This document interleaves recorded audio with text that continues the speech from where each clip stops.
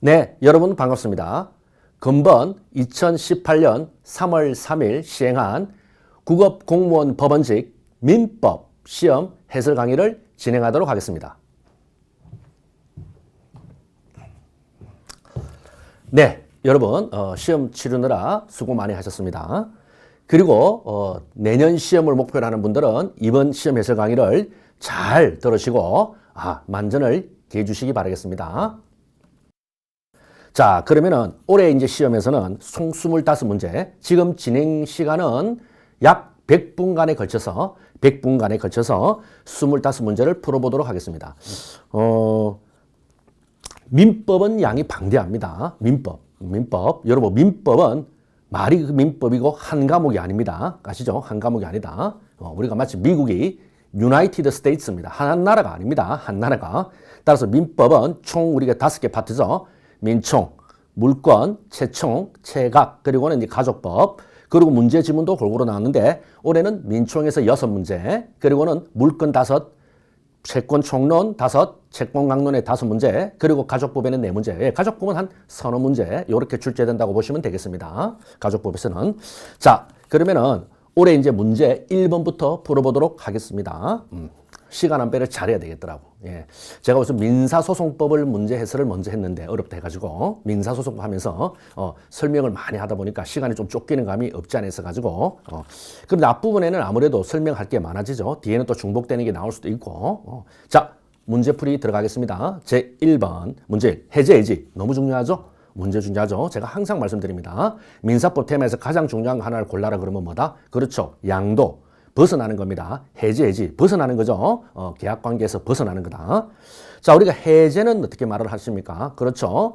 계약에 특유한 제도입니다. 계약에만 있는 제도고. 그리고 뭡니까? 그렇죠. 일정 사유가 발생해버리면은 일방의 의사표시로 뭡니까? 계약이 소급적으로 소멸한다. 해제. 장래로 향해 소멸한다. 해지. 자, 가보겠습니다. 쌍무계약에서 계약 당사자 일방은 상대방의 채무이행을 하지 않을 명백히 표시해서 이행 거절입니다. 이때는 채무나 자기 채무 이행 제공할 필요가 없죠. 그래서 계약을 적법하게 해지할 수 있으나 그 이행 거절의 의사표시가 철회됐네요. 없었던 걸로 되었습니다. 이 경우에는 상대방으로는 다시 상당 채무 이행을 제공하고 상당 기간을 정하여 이행을 최고해야만이 자신이 계약을 해지할 수 있는 겁니다. 그래서 최고한 후가 아니면 해지할 수 없다. 맞는 질문입니다. 다음에 위임계약의 당사자 일방은 부득이한 사유 위임이죠. 그리고 상대방의 불리한 시기에 해지할 수 없다. 틀렸죠. 조심해야 됩니다. 해제는요, 언제든지 가능합니다. 해지는 언제든지 가능하다. 위임은 해지는 언제든지 가능하다. 다만 부득이한 사유가 없이 불리한 시기, 부불입니다. 부득이한 사유 없이 불리한 시기 하면 어떻게 한다? 그렇죠. 손해배상하는 겁니다. 손해배상. 689조 조문이죠. 1항 2항. 689조 1항 2항입니다. 689조 1항 2항. 틀림죠. 이런 거 잘 나옵니다. 딱 맞죠? 딱 속기 쉽죠? 깜빡하죠. 그죠? 해지할 수 없다. 해지는 얼마든지 할 수 있어. 다만 뭐죠? 부득이한 사유 없이 불리한 시기, 부불이죠. 이때는 어떻게 한다? 손해배상 하는 겁니다. 손해배상. 그러니까 언제든지 해지할 수 있는데 부득이한 사유 없이 불리한 시기죠. 그러면 손해배상 하면 됩니다. 548조 1항 너무 중요하죠. 548조 1항. 예, 이때는 원상회복 의무가 있다. 그러나 제3자의 권리를 해하지 못한다. 이게 굉장히 중요한 겁니다. 제3자의 권리를 해하지 못한다. 제3자의 권리를 해하지 못한다. 이럴 때 권리는 우리 판례가 뭘 말합니까? 완전한 권리를 말하죠. 물권적 지위를 갖는 겁니다. 완전한 권리. 부동산 같으면 등기가 돼야 되는 겁니다. 부동산 같으면 등기가 돼야 되고, 그렇죠. 우리가 채권 양도 같은 거 할 때는 채권 양도 대항 요건을 다 갖추든가 이렇게 완전한 권리를 가져야 됩니다. 완전한 권리를 가져야 된다. 이런 것들을 말합니다. 이런 것들.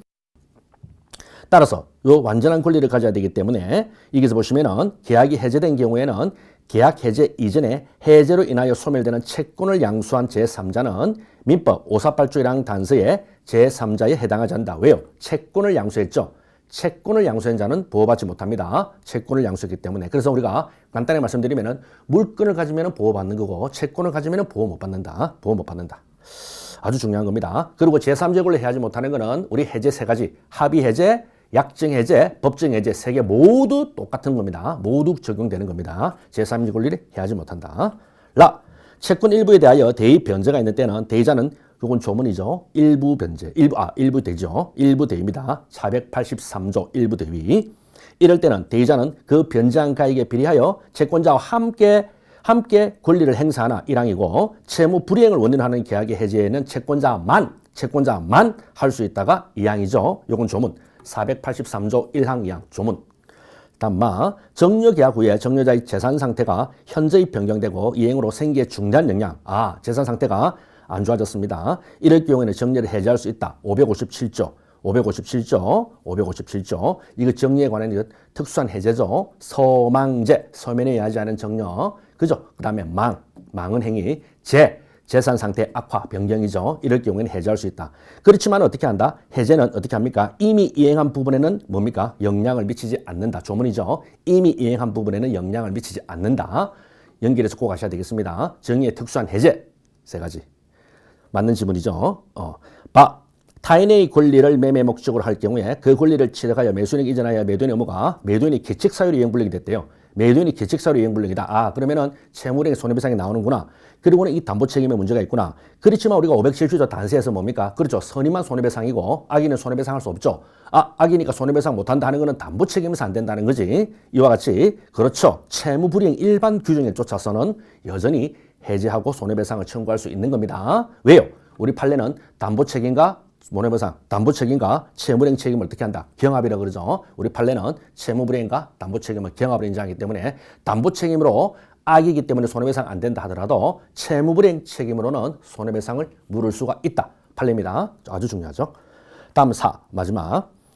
민법 668조 본문은 도급인이 완성된 목적물의 하자로 계약의 목적을 달성할 수 없을 때 해제할 수 있다라고 되어 있는데 위 조항에 따른 계약 해제는 인도받은 날로부터 3년 숫자죠. 1년이죠. 1년. 이런 것들 1년. 이런 게 또 객관식의 시험이죠. 묘미입니다. 숫자. 1년입니다. 3년이 아니고. 그리고 이거 1년 우리 판례는 뭐로 본다? 제척기간. 그리고 특약으로 줄일 수 있다. 그렇죠? 특약으로 단축할 수 있다. 이렇게 하셔야 되고. 물론 여러분 건물일 경우에는 그죠? 좀 더 다릅니다. 그 밑에 우리가 다른 조문에 보면 바로 다음 조문에 보면 건물일 경우에는 5년 또는 10년이죠. 5년 일반 건물. 그다음에 단단한 건물. 그죠? 그때는 10년. 요거는 또 별도입니다. 근데 여기서 나는 지문 자체에서는 1년이죠. 1년이 원칙이다. 670조. 됐죠? 담보책임의 존속기간. 670조. 1년. 3년이 아닙니다. 자, 2번. 그래서 우리 1번 지문부터, 1번 문제부터 이렇게 박스로 쫙 나오면서 가나다. 더군다나 가다. 이렇게 제거를 할 수 없겠고 아예 1개, 2개. 박스 지문에서 제일 어려운 거죠? 우리 박스형 문제에서 좀 까칠한 게 바로 이런 거죠. 1개, 2개, 3개, 4개 고르는 겁니다. 그렇죠? 그래서 예를 들어 가지고 만약에 가나, 다마, 라다 요렇게 나오면 뭡니까? 그 중에서 아닌 건 하나 제끼면서 다른 지문도 제낄 수 있는데 그렇게 못하게 한다. 됐죠? 그렇게 못하게 한다. 그래서 이번 시험 요리 좀 까칠하게.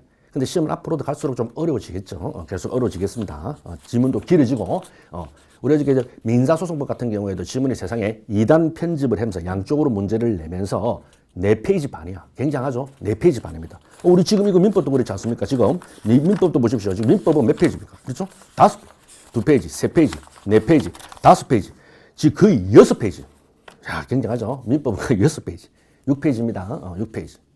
그리고 지문도 길어지고. 이거는 국가시험에 모두 그렇다. 지금 현재 추세가. 그래서 내용을 정확히 아는 것도 중요하지만 스피디하게 빨리 읽어내야 됩니다. 스피디하게 빨리 읽어내는 것도 중요한 겁니다. 그래서 우리가 이른바 다시 지문을 보면 안 돼.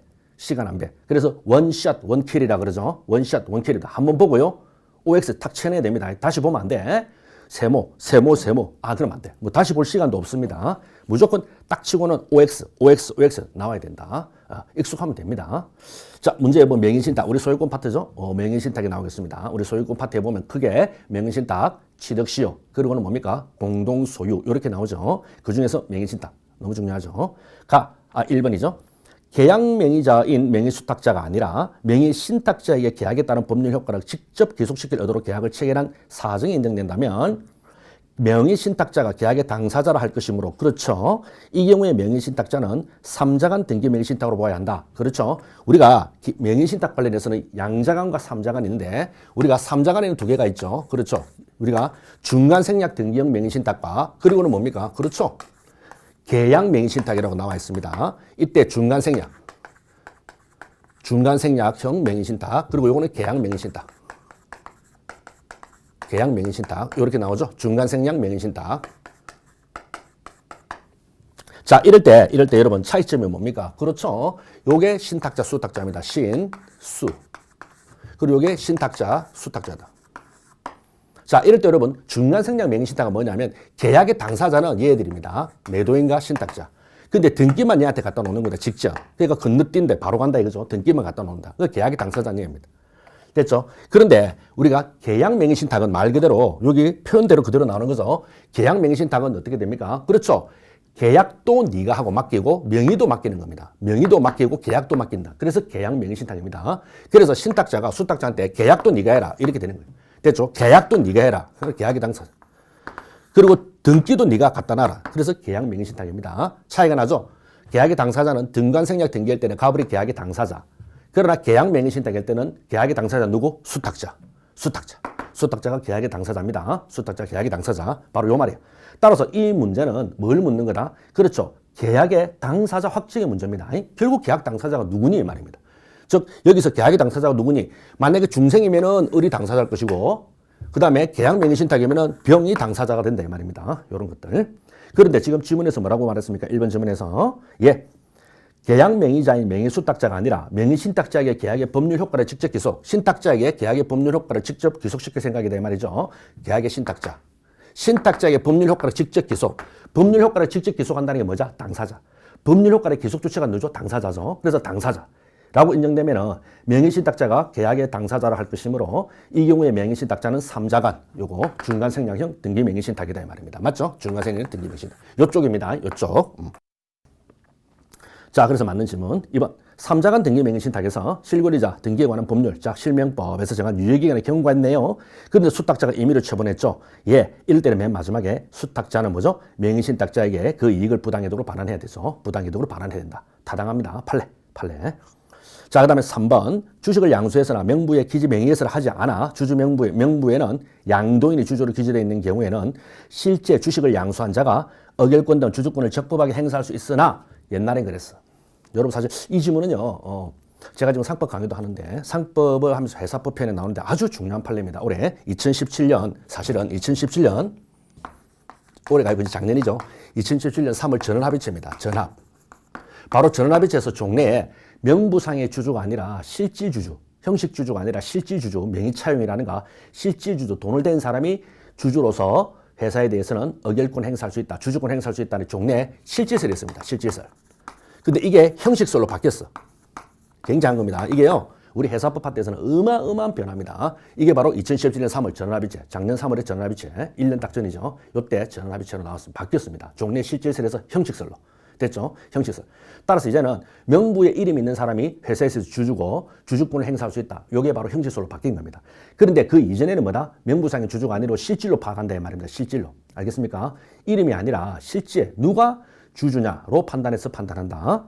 그래서 주식을 양수해서나 지문을 보시면은 아직 명부의 명의개설라는 게 명부의 이름을 바꾸는 거거든요. 자, 갑이 주식을 을한테 팔았죠. 주식을 양도했죠. 그러면 을이 주식 양수인입니다. 근데 명부상은 여전히 갑이로 돼 있다. 이걸 을로 바꿔야 되겠죠. 이제 우리 쉽게 말하면 대문의 문패를 이제 새로 새 집주인의 문패를 바꾼다. 이게 바로 명의개설입니다. 이름을 고쳐 쓴다.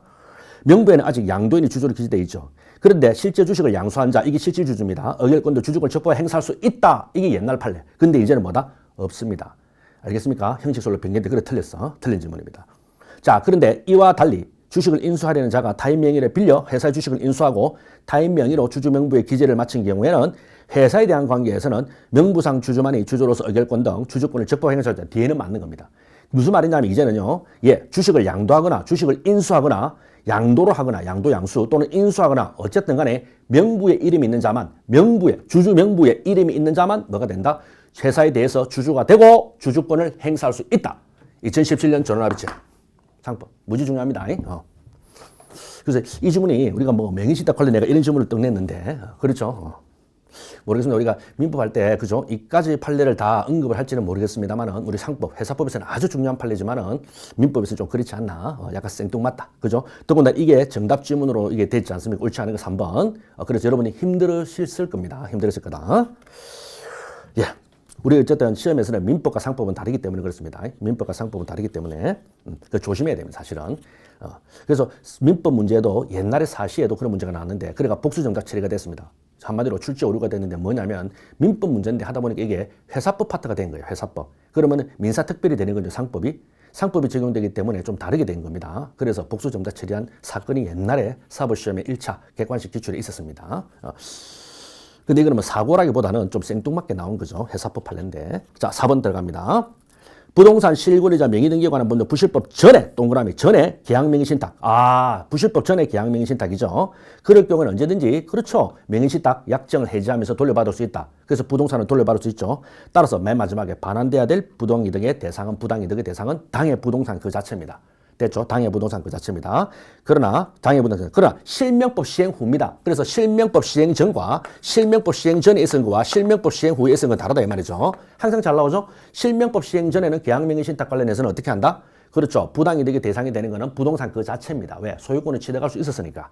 그러나 실명법 시행 후에는 소유권을 취득할 수가 없는 겁니다. 그렇죠. 약정무효, 등기무효이기 때문에 따라서 뭐다? 실명법 시행 후에는 부동산 자체가 부당이득이 아니라 뭐죠? 부동산을 취득하게 되게 뭡니까? 매수대금, 자금이죠. 매수자금. 따라서 매수자금이 부당이득이다.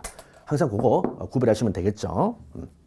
자, 그래서 4번은 당해 부동산 자체가 맞는 질문. 그래서 이번 문제에서는 정답이 3번인데 보통 우리가 예외지구 생뚱맞은 판례 같은 경우에는 보통 정답 처리를 잘 안 하거든요. 근데 이번에는 이게 정답이 돼서 우리 수험생들이 힘드실 것입니다. 자, 그 다음에 3번 부당이득에 관한 질문에서 옳은 것은 우리 옳은 질문이 어렵다 했죠. 제가 옳은 질문이 어려운 겁니다. 보통 평균적으로 옳지 않은 거 틀린 질문 고르는 게 한 90% 그리고 옳은 질문이 한 1, 20% 정도 나옵니다. 근데 어느 게 더 어렵다? 옳은 질문 고르는 게 더 어려워. 그거 다 봐야 돼. 근데 틀린 질문은 그죠? 틀린 질문은 찾기가 좀 쉽다 이거죠. 자, 1번 들어갑니다. 여러 사람이 공동으로 법률상 원인 없이 원인 무효로 타인의 재산을 사용한 경우는 부당이득에 반한 채무는 특별한 사정이 없는 불가분 채무. 맞습니다. 보통 그렇습니다. 일반적으로 타인 토지 위에 건물 공유자는 보통 토지 소유자에 대한 부담하는 게 보통 부당이득 반환 의무가 보통 불가분 채무입니다. 보통 일반적인 요런 거다. 불가분 채무.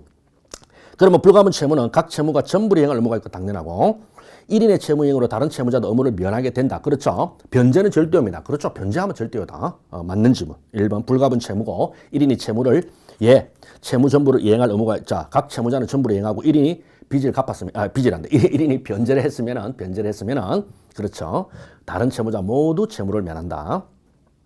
2번 수익자가 이익을 받은 후 법률상 원인으로서 안떼는 자 중요하죠. 이거 조문이죠. 749죠. 안떼는 그때부터 악의 수익자로 부당이득 이익 반환의 책임이 있으므로 선의 수익자가 패소한 때는 판결의 확정 조심하자. 제악간이랬죠. 소재기 시부터 악의로 간주되는 겁니다. 소재기 시부터 악이 간주된 데서 소재기 시로 악이 간주 제악간 됐죠. 소재기 시부터 악의로 간주 됐죠? 749조 1항입니다. 제악간 패소 판결 확정이 아닙니다. 패소 확정 판결이 아니야. 우리 보통 패소 확정 판결은 패소 확정 판결은 타주 점유가 되는 겁니다. 이렇게 배웠어요. 그래서 우리가 이것도 시험 소재기 시부터 악의로 간주되는 거 패소 확정이 판결되면 다 타주 점유가 되는 거다. 타주 점유 패확타 패소 확정 판결부터는 타주가 되는 거고 타주 점유 그리고는 악의로 간주되는 건 언제 소가 제기될 때부터지 확정이 아닙니다. 그래서 제악간 패확타 괜찮죠? 우리 암기하기 제악간 패확타 좋습니다.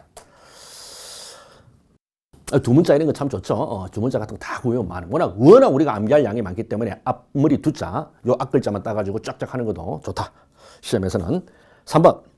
그래서 이거는 틀린 질문이고 3번 채무자 아닌 자가 착오로 타인 채무 변제 타인 채무 변제 745조네요. 이때 타인 채무 변제를 한 경우에는 채권자가 선의로 정서를 해멸하거나 없애버리거나 담보로 포기하거나 시효로 채권을 잃을 때는 변제자는 그 반환을 청구 못하죠. 그렇죠. 채권자한테 그럼 얼마나 황당합니까? 그죠? 채권자. 그래서 제가 그랬기 때문에 그 채권을 잃을 때는 변제자는 타인을 반환을 청구할 수 못한다. 요거 맞는 질문. 자, 그럴 경우에 채무자에 대하여 구상권도 행사할 수 없다. 아니죠. 그때는 할 수 없이 뭡니까? 이제 채무자 찾아가서 구상해야 되는 겁니다. 채무자 찾아가서 구상해야 되죠. 채무자 찾아가서 구상한다. 자, 내가 어쨌든 했지만은 네 채무를 변제해주지 않느냐. 따라서 네가 책임져라. 이래서 채권자한테 반환할 수는 없지만은 채무자한테 구상을 할 수 있다. 745조. 자, 그 다음 4번입니다. 매매계약이 무효로 된 때는 매도인이 악의 수익자인 경우 특별한 사정이 없는 한 매도인은 부당이득으로 반환할 매매대금에 법정이자를 붙여 반환하여야 하지만은 맞고 매도인이 매매대금 반환 의무와 매수인의 소유권 등기 말소죠. 그렇죠. 주고받아야 되죠. 이게 동시행 관계에 있다 해가지고 동시행 항변권을 행사함으로써 이 매도인의 악의 수익자가 매수인의 의무이행 전까지 이자 채무를 면할 수 있다. No, 안 됩니다. 판례. 요거는 최근 판례입니다. 따끈따끈한 작년 2012년 2013월.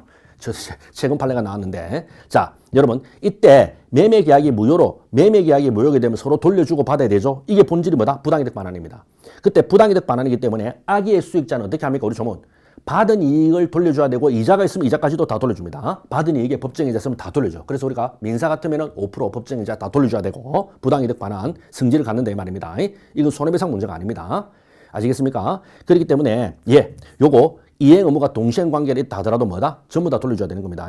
그래서 이행 의무가 동시행 관계에 있다 해가지고, 이행하기 전까지 동시에 항변권 행사가 니도 줄 때까지 나는 못 주겠다. 매수인이 의무이행 전까지 이자 채무를 면할 수 있다. 안 돼. 면할 수 있는 게 아니다. 면할 수 없답니다. 면할 수가 없다. 자, 올해 7심 판례입니다. 자, 그 다음에 4번 취득시효죠. 우리 소유권 파트에서 지금 명의신탁이 나왔고 취득시효가 나왔습니다. 또 취득시효가 나왔죠. 취득시효. 1번 부동산에 대한 취득시효가 완성된 후 취득시효 완성을 원인으로 등기를 하지 않고 있는 사이 안타깝죠. 제3자한테 넘어갔습니다. 완성 후에 제3자가 생겼죠. 그러면 그 자한테 대항할 수 없어. 그런데 다시 당초 점유자가 또 계속합니다. 끈질기죠. 20년 했는데 또 20년 했다는 거야. 20년 했는데, 그죠? 이렇게 20년 했어. 근데 20년 했는데 넘겨줬어요. 또 바뀐 상태에서 이렇게, 갑이라는 사람한테 을로 바뀌었죠. 근데 이 A라는 점유자가 이게서 또 20년 한 거야. 또 20년. 굉장히 끈질기죠. 이걸 2차 취득시효랍니다. 2차 취득시효. 2차 취득시효. 이때, 당초 점유자가 계속 점유하고 있고 소유자가 변동된 시점을 기산점으로 다시 소유자가 변동된 을로 변동된 시점을 기산점으로 또 20년 갔다. 원래 점유자는 그대로 돼.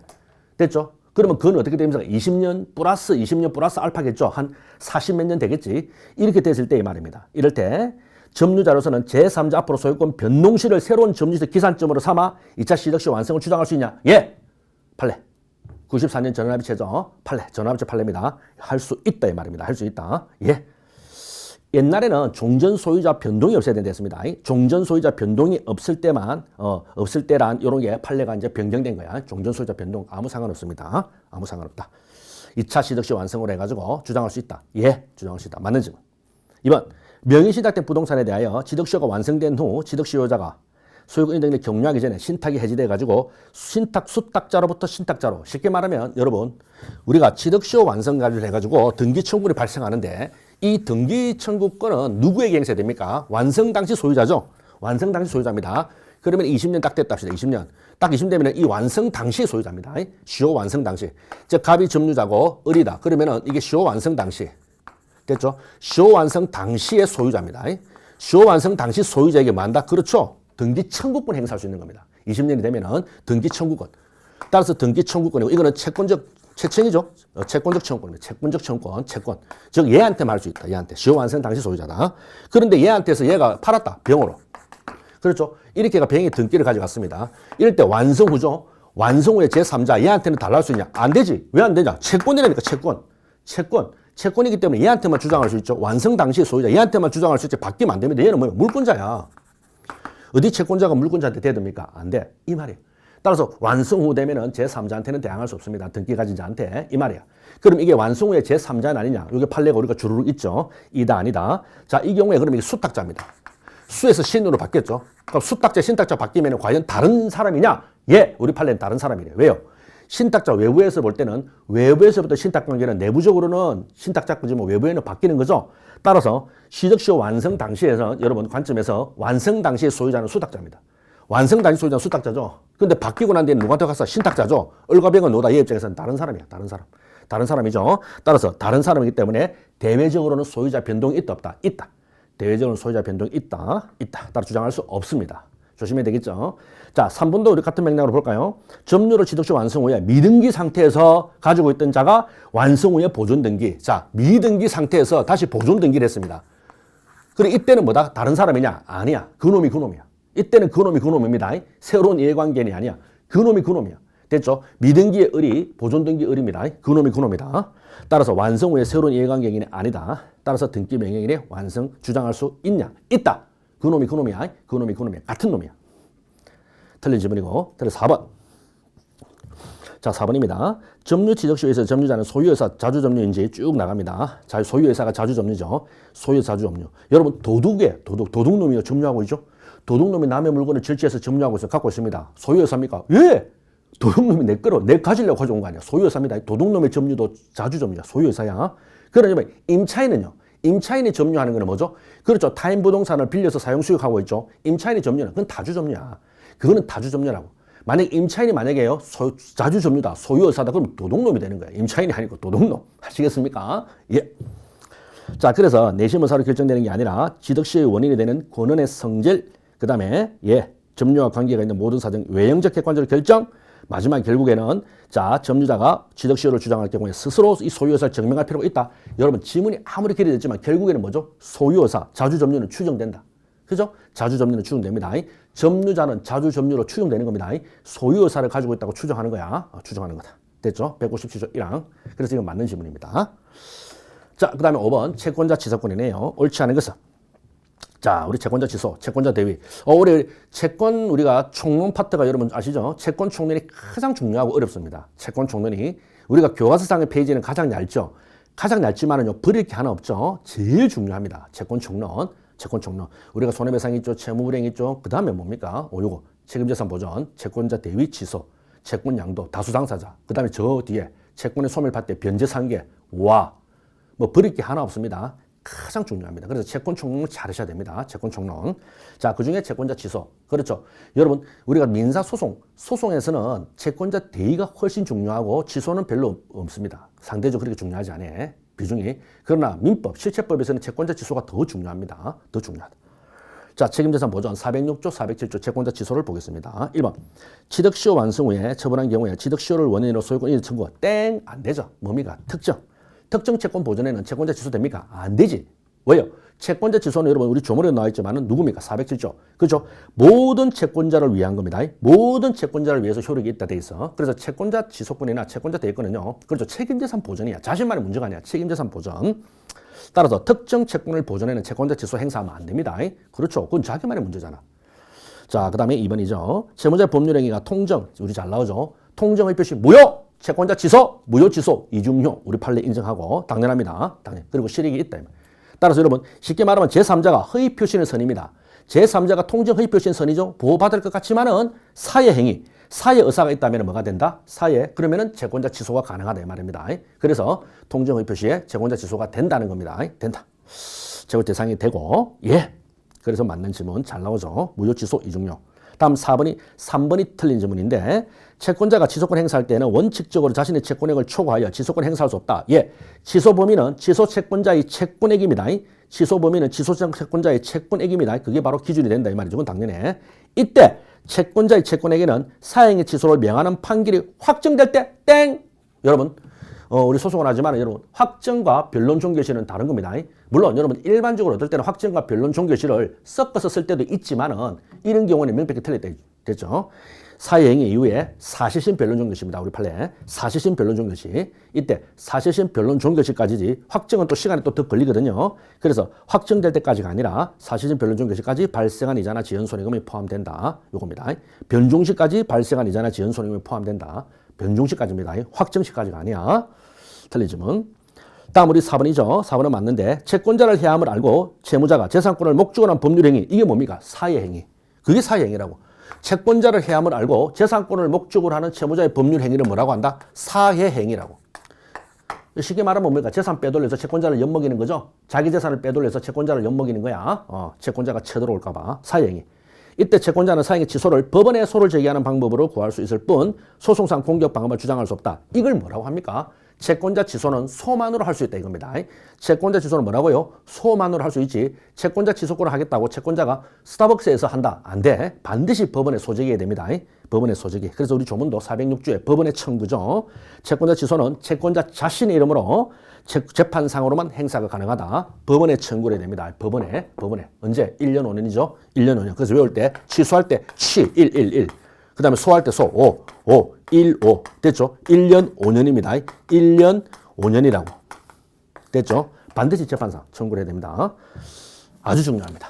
자, 그 다음에 6번 저당권. 그렇죠. 우리 담보물권, 저당권. 제일 중요하죠. 저당권. 저당권에 관한 설명 중 옳지 않은 것은 1번. 피담보 채권을 저당권과 함께 양수한 자는 보통 그렇죠. 여러분 채권을 여러분 양도할 때는 저당권도 넘겨줍니다. 채권을. 그리고 여러분 저당권만 넘어가는 건 없습니다. 어떻게 저당권만 넘어가? 그렇죠. 담보물건. 그렇죠. 저당권만 넘어가 수만성 따라가는 겁니다. 저당권에 왔다는 거는 피담보 채권을 같이 오는 겁니다. 채권하고. 저당권 이전에 부기 등기를 마치고. 그렇죠. 이때 저당권 실행의 요건을 갖추었다면 채권 양도의 대항 요건을 갖추고 있지 아니하더라도 경매 신청을 할 수 있고. 맞아. 경매 신청할 수 있다고요. 여러분 대항 요건이 없더라도요. 경매 신청할 수 있습니다.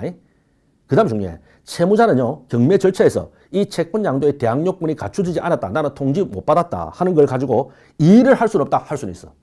됐습니까? 따라서 대항 요건이 없더라도 경매 신청을 할 수 있어. 채권자 입장에서. 양수인 입장에서. 반면에 채무자는 뭐죠? 그렇죠. 나는 대항 요건 통지 못 받았다 가지고 뭡니까? 그렇죠. 그걸 가지고 뭡니까? 따질 수 있는 겁니다. 조심하자. 따질 수 있다. 그럼 이럴 때는 신청 채권자는 어떻게 합니까? 그렇죠. 대항 요건이 있다는 것을 증명해야 돼. 증명 책임이 신청 채권자한테 들어간다 이 말입니다. 아시겠죠? 별개 문제입니다. 별개 문제. 아시겠습니까? 대항 요건이 없더라도 신청을 할 수 있어. 그러면 채무자는 뭡니까? 막을 수 있는 겁니다. 됐죠? 나는 통지 못 받았다. 막을 수 있다. 됐어. 다음 2번. 너무 중요하죠? 등기는 물권 변동의 효력 발생 요건입니다. 효력 발생 요건이 존속 요건이 아니야. 따라서 여러분, 저당권을 가지다가 이게 원인 무효로 말소됐다. 불법하게 말소됐다. 갑자기 저당권이 사라집니까? 아니라니까. 됐죠? 불법 말소됐더라도 저당권은 그대로 있는 겁니다. 있는 거야. 처음에 저당권만 설정할 때만 효력 발생 요건이고 계속 가지고 있을 필요는 없어. 불법 말소됐다 하더라도 여전히 저당권자입니다. 저당권의 효력은 있다. 이걸 존속 요건은 아니다. 이런 말을 씁니다. 계속 있어야 되는 거 아닙니다. 예. 이때 저당권 설정등기가 불법 행위로 인하여 원인을 말소됐다 하더라도 말소된 저당권 설정된 게 등기 명인이 곧바로 저당권을 상실하는 손해를 입게 된다 할 수 있냐? 없다니까. 내가 말했잖아. 저당권 말소된 게 아니라니까. 말소된 게 아니기 때문에 손해봤습니까? 손해본 게 없다니까. 없습니다. 예.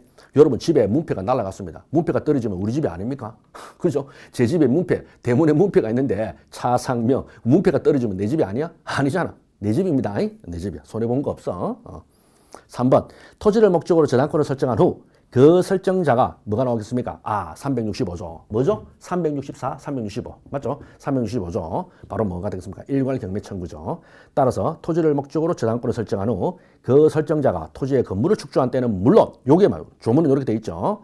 설정한 후에 설정자가 토지의 건물을 축조하면은 어떻게 됩니까? 그렇죠. 법지가 성립합니까? 성립 안 하지. 맞죠? 왜요?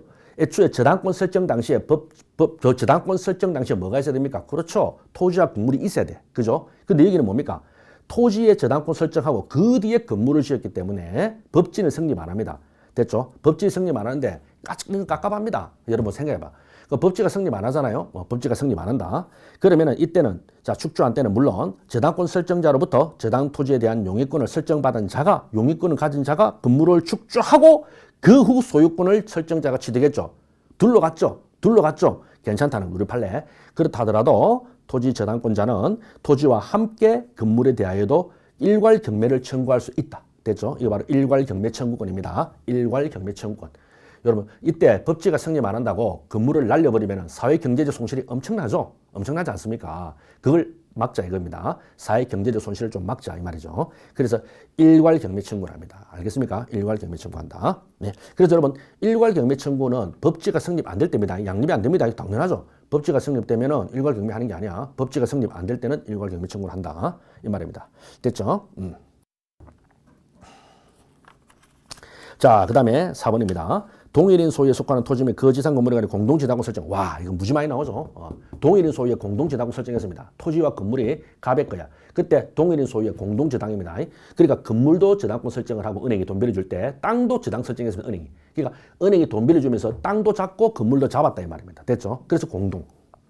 자, 이럴 때 건물이 철거되면 날아갔죠. 그리고 신축했습니다. 그러면 종래에 건물을 철거했는데 저당권이 물건이 날아가는 순간 저당권도 사라집니다. 뭐죠? 그렇죠. 담보물권, 저당권의 대상에 물건이 날아가면 물건이 사라지는 겁니다. 저당권은 물건이야. 물건이 없으면 물건도 없는 겁니다. 됐죠? 그래서 일반적으로는 다시 신축 건물에다가 다시 저당권을 설정해 줘야 돼. 근데 그걸 안 했다 이 말입니다. 안 했대요. 됐죠? 특별한 사정이 없는 한 안 했을 경우에는 이 저당물의 경매로 토지와 신축 건물이 다른 소유자에게 속가됐다 하더라도 또 토지만 남아있죠. 이때 신축 건물에 대해서는 법정 지당권 성립하지 된다? 안 된다. 우리 판례죠. 그죠? 아주 중요한 판례죠. 이때는 안 됩니다. 안 된다. 제가 우리 기본 해설 강의에도 설명을 드렸지만은 토지하고 건물에 공동 저당을 설정했는데 건물을 철거 날려버리고 여기에 저당권을 새로 건물 저당권에 신축 건물에 설정 안 해준 상태에서 토지 저당권을 했다. 됐죠? 이렇게 함으로써 토지와 건물의 소유자가 달라졌을 때 이 건물에 어떻다? 법지를 성립해 준다? 안 된다 말입니다. 안 된다. 은행을 보호시켜 줍니다. 은행. 왜냐하면 종래 은행에서는 입장에서는 돈을 빌려준 채권자 입장에서는 저당권자 입장에서는 여러분 보십시오. 건물에 법지가 있기 때문에 건물 가치가 올라가죠. 그러면 법지가 있다 하더라도 토지 가치는 줄어듭니다. 왜? 토지 가치는 법정 지상권 때문에 좀 약간 손해를 보지만은 어쨌든 건물에 법지가 있기 때문에 건물 가치가 올라가. 따라서 토지에서는 마이너스, 건물에서는 플러스죠. 이렇게 마이너스 플러스 상쇄가 돼. 그렇기 때문에 저당권 입장에서는 손해를 그렇죠. 불리하지 않다 이 말입니다. 불리하지 않다. 항상 설명드립니다. 불리하지 않아. 근데 이건 안 그렇잖아. 만약에 법지를 인정하면 자기는 뭡니까? 토지 가격에서 뭡니까? 교환 가치에서 마이너스 되는 거를 가지고죠. 그렇죠. 토지. 근데 건물로 보존받을 길이 없잖아. 만약에 법지를 준다면은 안 된다 이 말입니다. 안 된다. 따라서 저당권자를 보호해주기 위해서 안 된다. 자, 그 다음에 7번. 채권자인 갑이 채무자인 을을 대위해 채권자 대위네요. 자, 우리 채권자 대위도 무지 중요한데 민법에서는 채권자 취소가 더 중요하고 우리 항상 나오죠? 채권자 대위입니다. 갑, 을, 그렇죠? 병. 이럴 때 이렇게 한다 이 말이죠. 이게 채권자 대위 아닙니까? 채권자가 자신의 이름으로 채무자의 제3채무자, 채무자의 요거죠? 제3채무자죠. 자신의 채무자의 제3채무자에 대한 권리를 행사하는 겁니다. 이게 채권자 대위야. 됐죠? 채권자 대위입니다. 우리가 법정 소송 담당이고. 자, 1번 질문. 옳은 것은. 여러분, 1번 질문이 뭐냐면, 여러분, 민사소송법과 똑같은 질문이 나온 거예요. 그냥 됐죠? 민법에 지금 우리 문제 7번의 1번 질문이 민사소송법에도 똑같이 나왔다니까. 이 판례가 얼마나 중요하면 나왔는지, 중요하긴 중요한데, 이렇게 똑같이 나왔어. 같은 질문이 민법에도 나오고 민사소송법에도 나왔다. 그래서 여러분 사실은 민법이나 민사소송법은요, 같이 하는 겁니다. 민법. 됐죠? 민소법. 공통 부분이 많습니다. 이 부분이 굉장히 많아. 하다 보면 이 부분이 많고, 그 다음 출제하던 교수님이라든가 우리 판사님 같은 경우에도 보시면은 실제 민사법의 한 덩어리로 생각하지, 이걸 민법의 고유의 문제다. 아니면 민사소송의 고유다. 이렇게 잘 생각 안 합니다. 물론 고유의 파트는 있죠. 고유의 파트는 있어. 뭐 관할, 이런 거는 뭐 민사소송이고, 그죠? 그 다음에 민법의 고유의 테마가 있지. 그렇지만 그렇게 생각 안 한다고 하다 보면. 여기 지금 민소왕 중복 문제입니다. 중복 문제. 1번 질문. 갑의 을에 대한 피보존 채권이 존재하지 않는 이유 소각과 판결. 예. 자, 중요하죠. 이게요. 요 피보존 채권이죠. 이게 없습니다. 이게 없으면 이제 소각화됩니다. 소각화돼.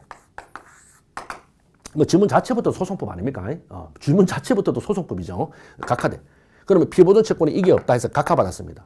그러면 각하받았는데 문제가 뭐냐면 여러분, 우리가 보통 일반적으로 채권자 대위 소송에서 기판력은 채무자에게도 미친다. 물론 우리 판례는 채무자가 알았을 때 미친다라는 판례가 있습니다. 굉장히 중요한 판례죠. 근데 이때 이 대위소송의 기판력이 채무자에게 미친다는 그 판례는 뭐가 중요해? 요거야. 됐죠? 본안을 판단했을 때입니다. 알겠습니까? 피대위 권리의 전부, 요 피대위 권리가 소송물, 본안, 청구 이걸 판단했을 때 미친다요. 근데 각하는 이거 판단한 겁니까? 이거 판단 안 했다니까. 이걸 판단 안 했죠? 판단 안 했다. 이 말입니다. 이 판례는 판단 안 했을 때는 이렇게 기판력에 문제가 나온다 안 나온다 안 미친다고. 안 미친대. 따라서 후소에서 이제 갑이요. 이럽니다. 후소에서 이제 갑이 이제 진짜 을한테 자신의 이 피보존 채권을 이유로 여기서 소를 제기합니다. 이때 재판상 청구 소제기를 한다 이 말이죠. 됐죠? 이때 소제기가 바로 기판력에 저촉되느냐, 전속 각하 판결에 대해서 기판력이 저촉되느냐, 안 된다 이 말. 됐죠? 안 됩니다. 그렇기 때문에 이게 좀 판례 지문 나오지만은 소각화 판결이 확정된 경우에 그 후 갑이 을에게 다시 동일한 피보존 채권을 청구 소송을 제기한 경우에 을의 채권자 대위 소송에 알았던 경우에, 몰랐던 상관없다는 거. 아니, 기판력이 안 미친다고. 알겠죠? 우리가 기판력이 미친다는 거는 요걸 건드렸을 때 얘가 알았을 때, 요걸 건드렸을 때 얘가 알았을 때, 요걸 판단했을 때는 알았을 때 기판력이 미친다지. 이거는 기판력이 안 미치기 때문에 채무자가 알든 모르든 상관없습니다. 알든 모르든 상관없어. 됐죠? 기판력이 아예 안 미칩니다. 그 기판력이 안 미치기 때문에 갑이 을에 대해서 소제기하면 이깁니까? 이기기는 뭐가 이겨? 이기지는 않습니다. 여러분, 이게 여러분 소송이야. 기판력이 저촉되지 않는다야. 그럼 여러분 기판력이 저촉 안 되면서 무조건 본안에 들어가서 이기냐? 아니라고요. 얘는 무조건 진다고. 왜 질까요? 판결 유증 판단이 구성적입니다. 전소에서 박 판사가 뭐라 했어? 각하죠? 각하. 이게 없다고 각하했지? 이게 없다고 각하했잖아. 이게 없다고 각하했다고 어디에 담깁니까? 이유에 담기겠지. 그럼 이유에 담기니까 유증 판단의 구속력. 그럼 후소에서 김 판사는 갑의 을에 대해서는 특별한 사정이 없으면 뭡니까? 유력한 증거 자료죠? 유력한 증거 자료로 역시 이거 없는 겁니다. 역시 기각이야. 아니, 전소에서 이게 없다 각하했는데 후소에서 어떻게 이걸 있다 합니까? 맞죠? 그래서 역시 기각입니다. 다만 그 기각이 기판력 기각이 아니죠. 기판력의 문제가 아니고 우리가 판결 유증 판단의 구속력입니다. 바로 유력한 증거 자료. 전수의 박 판사는 요 각하시킨 이유가 뭡니까? 이게 없다고 각하시켰어. 그럼 후수에서 김 판사도 이게 없다 생각해야 되겠지. 이게 없다고 판단해야 되지 않습니까? 특단의 사정이 없으면은 바로 그 말이. 자, 그 다음 2번입니다. 대의소송 제기로 갑의 을에 대한 채권은 소멸시효가 중단되나? 이거 조심해야 돼요. 반대죠. 여러분, 갑의 을에 대한 채권이 아니죠. 대의소송은 여러분 뭘 건드리고 이거야, 이거. 이게 소송물입니다. 이게 청구야. 이게 중단되는 거야, 이게. 지금 이 권리를 행사하는 거 아니야. 이 권리를 행사하는 거 아니야. 자신의 이걸 보존하기 위해서 이 권리 행사죠. 됐죠? 그래서 반드시 여러분, 피대위 권리가 중단되는 겁니다. 피대위 권리가 중단되지. 피대위 채권이 중단되지. 갑의 을에 대한 채권이 중단되는 게 아니야. 그러면은 여러분, 그 다음에, 그러면 이거는 그러면 중단되냐 안 되냐 하는 문제는 논의만 있습니다. 참고로. 그래서 된다, 안 된다. 학자들 논의만 있어. 됐죠? 논의만 있어. 된다. 그래서 피보존 채권 중단에 대해서는 견해가 대립된다. 견해가 대립된다. 근데 일반적으로는 뭐냐면은, 이게 이제 압류에 준해서 중단하자. 이런 논의도 있고, 아니면은 권리 행사인 게 아니기 때문에 중단 아예 안 된다 하는 논의만 있지. 판례는 없다. 다만 명백한 거는 이거는 중단, 이게 중단되는 겁니다. 이게. 왜요? 당연히 채권자 대의는 이 권리를 행사하는 거, 이거. 채무자의 제3채무된 권리, 이걸 행사하죠. 이게 중단되는 거예요. 3번. 을의 병에 대한 채권이 존재하지 않는다는 이유로 갑의 청구가 기각 확정, 당연하죠. 피대의 권리 확정. 이럴 때 을의 또 다른 채권자가 대의소송을 제기합니다. 대의소송을 제기한다. 이때 을이 전소인 갑의 대의소송을 알았는지 여부와 무관하게 아닙니다. 자, 또 다른 채권자가 한다 이거죠. 또 다른 채권자. 그러면은 또 다른 채권자가 예를 들어서 병정이 있죠. 대의소송 확정됐어. 근데 또 다른 채권자가 또 이렇게 대의소송 제기한다. 맞죠? 그러면 별소를 제기했는데 똑같은 거잖아요. 그죠? 그리고 얘들은 얘가 알았을 때입니다. 알았을 때. 알았을 때는 뭐다? 얘한테도 기판력이 미칩니다. 그래서 결국에는 전부 마치 동일 당사자 모양이 되는 겁니다. 동일 당사자 모양이 돼. 따라서 알았는지 여부와 무관하게 아니야. 알았을 때 또 다른 채권자 채권자 대의소송 증에게도 기판력이 미칩니다. 기판력이 미칩니다. 알았을 때 무관하게 아니야. 알았을 때 미칩니다. 알았을 때 얘한테 미치고, 알았을 때 이제 얘한테도 미친다. 동일 당사자 모양이 되는 겁니다. 자, 우리 4번이 맞는 질문인데요. 4번이 아주 중요한 판례죠. 최근에. 자, 두 가지로 나눠야 됩니다. 병은요, 을의 갑에 대한 가제. 자, 이때 병의 입장에서는요, 자기도 대의소송 들어왔을 때 얘한테 따져야 되겠죠. 지금 당사자는 얘 둘입니다. 얘 둘이가 당사자야. 얘 둘이가 지금 당사자입니다. 당사자는 채권자 대의소송의 당사자는 채권자와 제3채무자가 당사자죠. 원고 피고입니다. 이럴 때 을이 병은 을이 갑에 대해 가지는 항변권이나 지금 나오죠. 형성권. 여러분 항변권이나 형성권입니다. 이런 것들은 반드시 얘의 뭡니까? 행사가 필요한 거죠. 얘가 행사가 필요합니다. 스스로 을의 항변권을 행사할지 형성권을 행사할지 행사가 필요한 거죠. 이걸 가지고는 다툴 수 없어. 됐죠? 쉽게 말하면 병은요. 을이 얘한테 뭘 가지고 있다. 항변할 수 있는 권리가 있다. 형성권이 있다. 야, 그러니까 그걸 가지고 얘한테 다툰다. 안 돼. 얘가 얘한테 상기하겠다. 내 상기하겠다. 안 된다고요.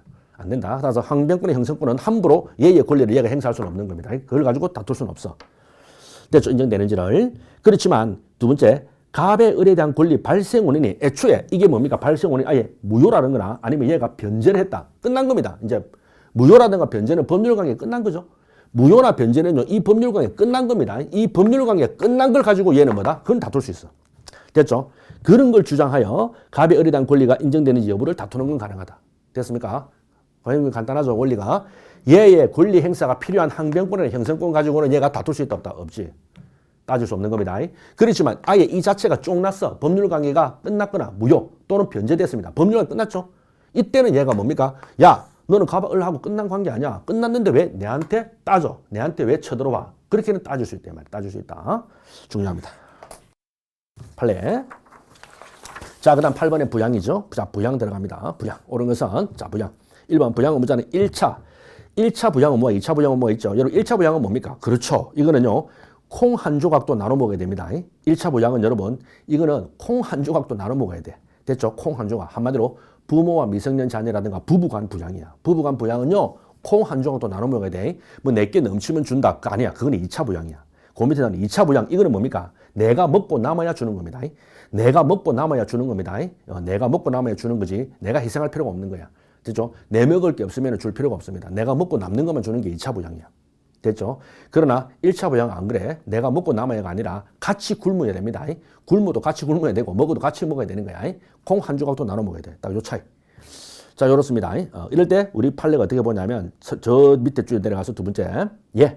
이러한 구분은 의무이행 정도에 관한 것이지 의무이행 순위에 대해서는 적용이 아니다. 아닙니다. 둘 다입니다. 정도뿐만 아니라 순위도 갖는다. 됐죠? 순위의 의미도 있습니다. 정도뿐만 아니라 그렇죠. 순위도 의미를 갖는다 이 말입니다. 두 가지 다 된다. 그래서 틀린 질문. 2번 826조. 여러분 뭡니까? 우리 민법 826조. 부부간의 의무죠. 동부협의죠. 동거부양협조. 정조 의무는 명문의 규정은 없지만 그건 당연한 거죠. 이때 부부간 상호 부양 의무는 혼인관계 본질이고요. 그 밑에 부부 공동생활의 유지를 가능하고 예, 이게 생활 유지적 부양입니다. 생활 유지적 부양. 여기 1차 부양.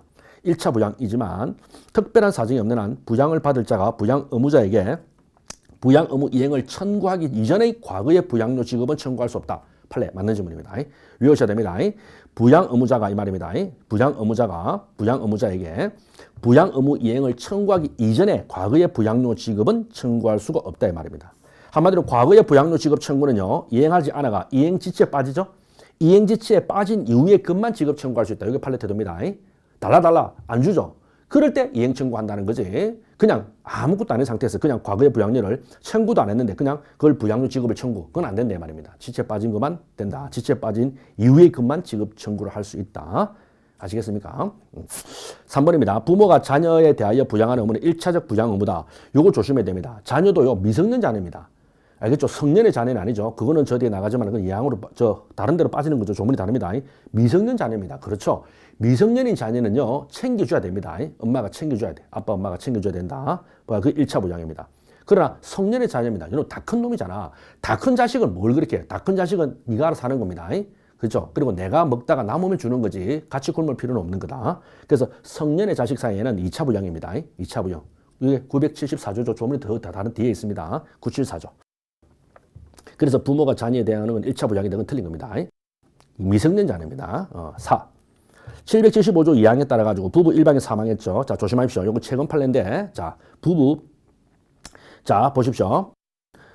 앞에까지는 맞다고요. 그러므로 아까 전에 자, 77조 2항 요거 일단은 공부를 하시면 부부가 일방이 사망했습니다. 쉽게 말하면 남편하고 처인데 이때 남편이 사망했죠. 이럴 때 여러분 아셔야 되는 게 혼인으로 발생하는 그 직계혈족과 생존 배우자서 인척관계는 그대로 유지됩니다. 예, 여러분 남편이 사망했다 해가지고 이 남편이 사망했다 해가지고 처와 이쪽에 남편의 우리 가족들 있잖아요. 시부모라든가 시동생하고 갑자기 친족관계가 사라집니까? 아닙니다. 인척관계가 유지됩니다. 아직 시동생이고 아직 시부모야 사라졌다. 됐죠? 이 말입니다.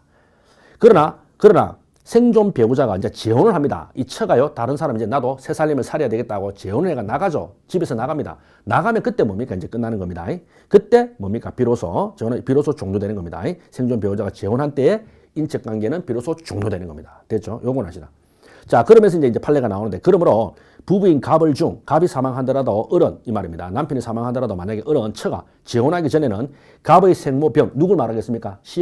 시어머니죠. 이 말입니다. 한마디로 지금 우리가 이런 말씀 안 되는데 미망인 이게 사실 좋은 말은 아닙니다. 미망인 남편을 따라 죽지 않았다 뭐 이런 건데 아직 안 죽을 때가 미망인 하는데 쓰긴 쓰더라고 이제 우리 관행적으로 그 쉽게 말하면 사별한 처입니다. 남편을 세상 보내고 이제 남아 있는 처입니다. 이 말이죠. 이럴 때 이 말입니다. 이럴 때 갑의 생모, 남편의 생모, 어머니, 시어머니죠. 인척입니다.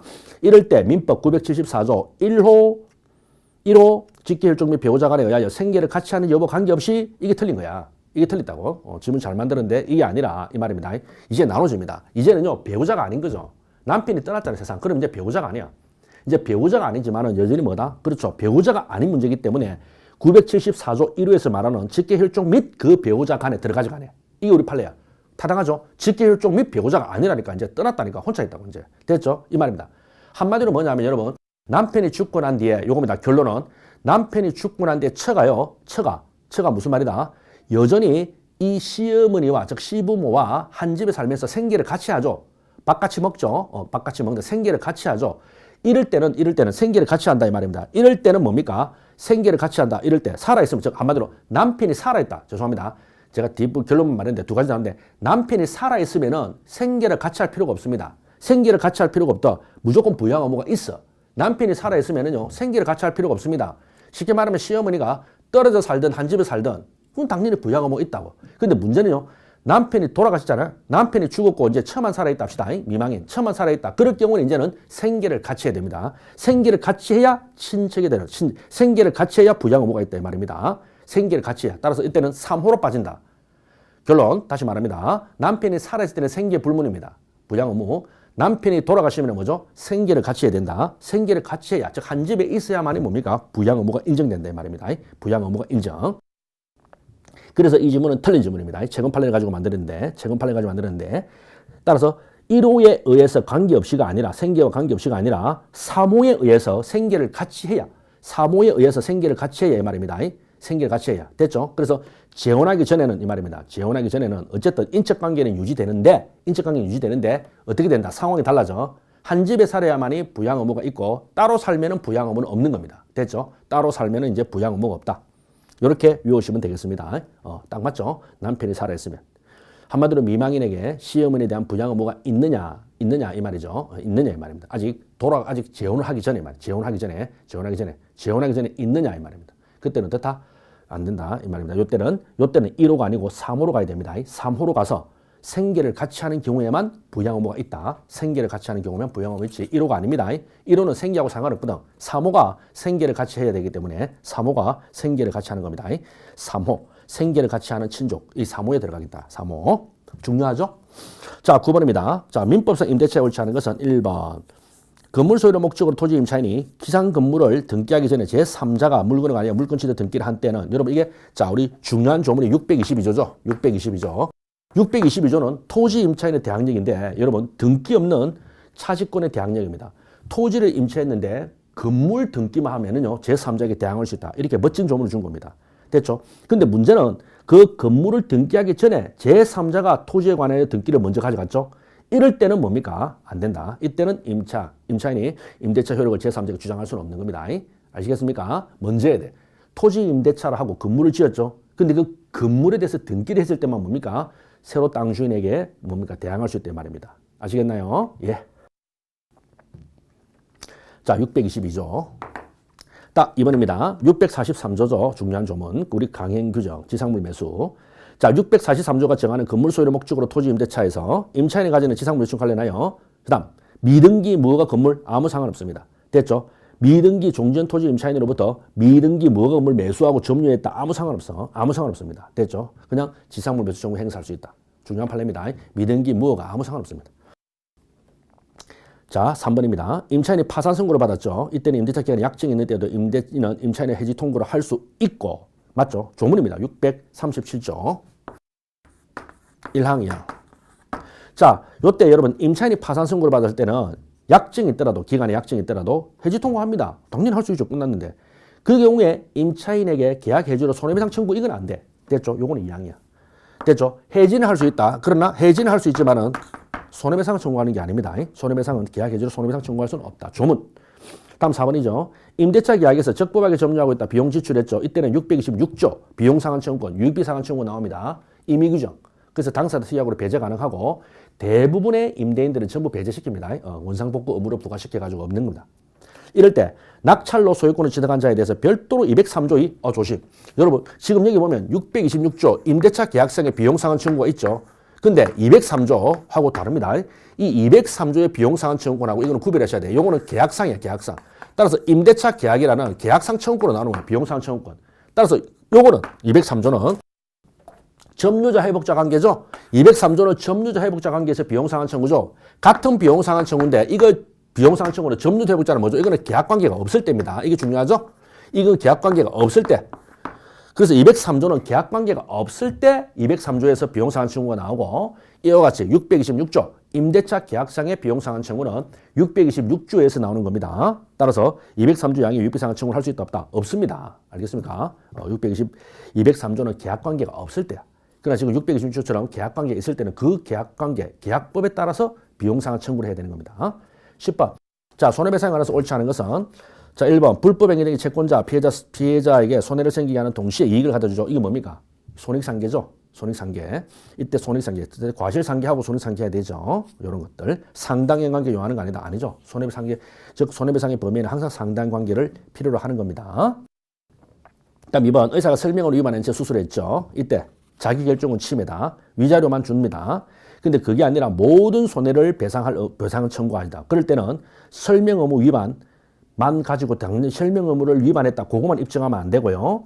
중대한 결과, 그 다음에 의사의 설명 위반 내지 승낙 취득 과정의 잘못 사이에 모든 상대방 관계가 다 존재해야 됩니다. 됐죠? 힘들다. 그래서 보통 설명의 위반으로 말할 때는 그냥 얼마 안 되는 위자료만 받고 내 전 손해를 받겠다 그럴 때는 설명 의무 위반 그 자체만 입증해서는 안 되고 있었다는 거 안 되고 그 관련해서 전부 다를 입증해야 됩니다. 즉 설명 의무를 위반해가지고 설명을 위반하고 취득 과정의 잘못 그리고 발생한 손해와 모든 인과관계, 상대관계를 전부 다 입증해야 됩니다. 그냥 설명을 위반했잖아요. 이 사실만으로는 위자료밖에 안 돼. 다음 706조 공동불변의 할 때 이때 자 과실 비율이 과실상계를 할 때는 어떻게 합니까? 전체적 평가설이죠. 전체적 평가설입니다. 즉 갑을 병이 X를 팼습니다. 공동불변을 했죠. 이때 갑과 을과 병의 과실이 병은요 나는 쳐다만 봤다. 별로 없다. 이렇게 판단해. 전체 갑을 병을 싸그리 묶어가지고 합니다. 전체적으로 평가합니다. 됐죠? 전체적으로 평가합니다. 공동불변이 전체적으로 과실상계할 때는 과실 비율을 전체적으로 평가합니다. 다음 4번. 보존처분의 집행 후에 집행채권자가 본안소송에서 패소했습니다. 보통 보존처분 걸어놓거든요. 그리고는 채권자가 쭉 하는데 본안에서 압불사 패소를 했네요. 그럼 처음에 보존은요. 엉뚱한 거 잡아놓은 거죠. 잡아서는 안 될 거 잡아놓은 거죠. 그러니까 뭡니까? 채무자 입장에 열받죠. 열받죠. 한마디로 채권자가 돈 받을 게 없어. 권리가 없는데 보존처분해가지고 채무자를 요 꼼짝 못하게 잡아놨습니다. 그럼 채무자는 꼼짝을 잡아놨기 때문에 손해가 생긴 거 아니에요. 그죠? 근데 아니나 다를까? 본안에 가서 패소 확정됐습니다. 채권자 권리가 없대. 이때 보존처분 집행으로 채무자가 입은 손해에 대해서는 특별한 반증이 없는 집행채권자에는 고유과실이 있다고 추정됩니까? 예. 됐죠? 추정된다. 그렇게 하면서 손해배상 책임을 물립니다. 예. 자, 그 다음 11번. 다음 설명 중 옳지 않은 것은 자, 요거는 이제 종물하고 부합 요런 것 때 보겠습니다. 자, 우리 100조 종물. 자, 종물은 주물의 상용에 공해야 되는데 이때 조물 그 자체입니다. 중요한 판례죠. 주물 그 자체입니다. 주물 그 자체의 경제적 효용을 다하기 위한 겁니다. 주물 그 자체 이게 중요한 겁니다. 우리 판례가 뭡니까? 우리가 판례가 보면 호텔방에 TV라든가 전화, 그 다음 호텔 주방에 있는 건 뭡니까? 냉장고라든가 제빙기 이런 거는 종물이다 아니죠? 호텔방에 있는 전화기를 들고 가면 되잖아. 딴 방에 갖다 놓으면 되는 거 아닙니까? 다 밖에 들고 나갔대. 그러니까 반드시 뭡니까? 주물 그 자체 효용을 줘야 된다. 그 종물이 아니다. 2번. 자, 256조에서 부합입니다. 부합은 딱 들어붙는 거, 딱 들어붙는 겁니다. 딱 들어붙는 딱풀. 우리가 포스트잇은 뗐다 붙이다, 그건 부속, 뗐다 붙이다, 그건 부속물 같은 거. 자, 그 말입니다. 자, 이때 부합 부착이 되는 거는 자, 부합의 법리는 건물의 정축부만의 신축에도 적용된다. 판례. 당연합니다. 정축, 신축 다 된다. 3번. 부동산 소유자는 부합한 동산의 소유권을 취득하고 그 동산의 소유권이 소멸한 경우 동산의 목적으로 다른 권리도 소멸한다. 조문입니다. 260조. 대신 이로 인하여 손해를 입은 자는 뭡니까? 그렇죠. 억울하게 뺏긴 거죠. 날아간 거 자기 권리가 날아갔죠. 이럴 때는 소유자, 부동산 소유자를 상대로 부당이득 보상, 첨부로 인한 구상권 261조죠. 첨부로 인한 구상권을 행사하면 된다. 자, 그 다음에 자 4번인데 부동산에 부합된 물건이 사실상 복구가 불가능하여 거래상 독립한 권리 객체 상실합니다. 독립性사라졌죠. 부합 딱 들어붙었어. 그때 그 부동산과 일치를 이루는 구성 부분이 된 경우에는 타인이 권한에 의하여 부합시킨 것이 아닌 이상 중요합니다. 여러분, 여기 우리 조문이 조심해야 되는데 이 권한에 있으면 무조건 그게 부합이 안 되냐? 아닙니다. 권한은 사실은 큰 의미에 보면 권한의 중요한 의미가 없습니다. 사실은 실질적인 의미는 뭐냐면 독립물이냐 아니냐 요겁니다. 독립물로서 그 자체가 독립물이 되느냐 아니면 독립물이 안 돼가지고 구성 부분으로 들어가느냐 요 차이가 이게 결정적인 겁니다. 결정적. 따라서 권한 여부를 불구하고 이거는 무조건 부합이 됩니다. 구성 부분이 됐다. 독립성 상실했죠. 그러면 권한이 있든 없든 그거는 끝난 거야. 부합이 되는 겁니다. 여러분 착각하는 게 권한이 있으면은 부합이 안 되고 권한이 없으면 부합이 된다가 아니야. 그거는 아니고 그건 다음 개념이고 그 상위 개념은 뭐냐면 독립입니다. 오히려 유일한 표시는 독립이에요.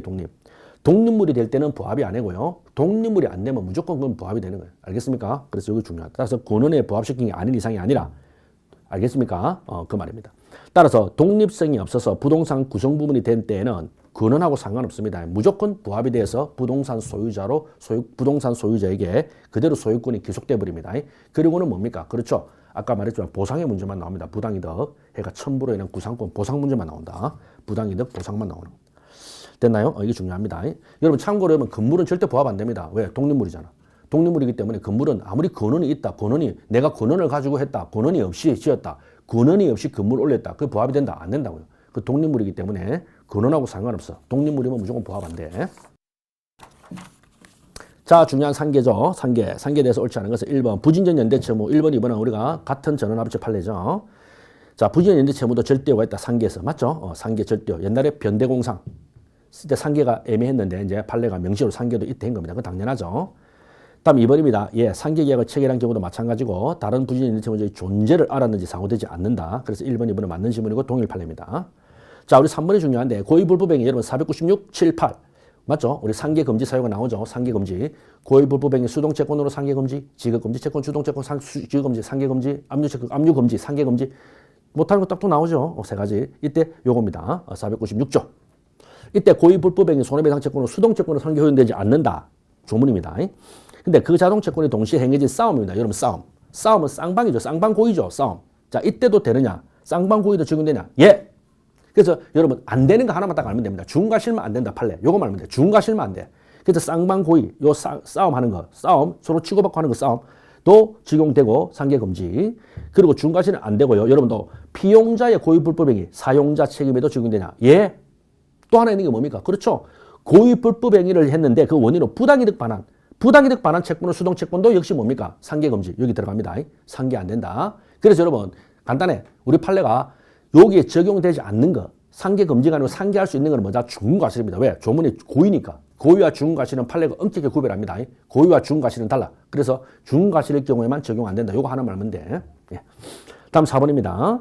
상계 여사 표시는 일방적으로 처리할 수 없죠. 맞죠? 그렇지만 상계해놓고 난 뒤에 상계가 없었던 걸로 약정하자. 아, 그러면 계약 자치. 사적 자치 아닙니까? 계약 자유 아닙니까? 당사자가 뒤에 야, 우리 없었던 걸로 하자.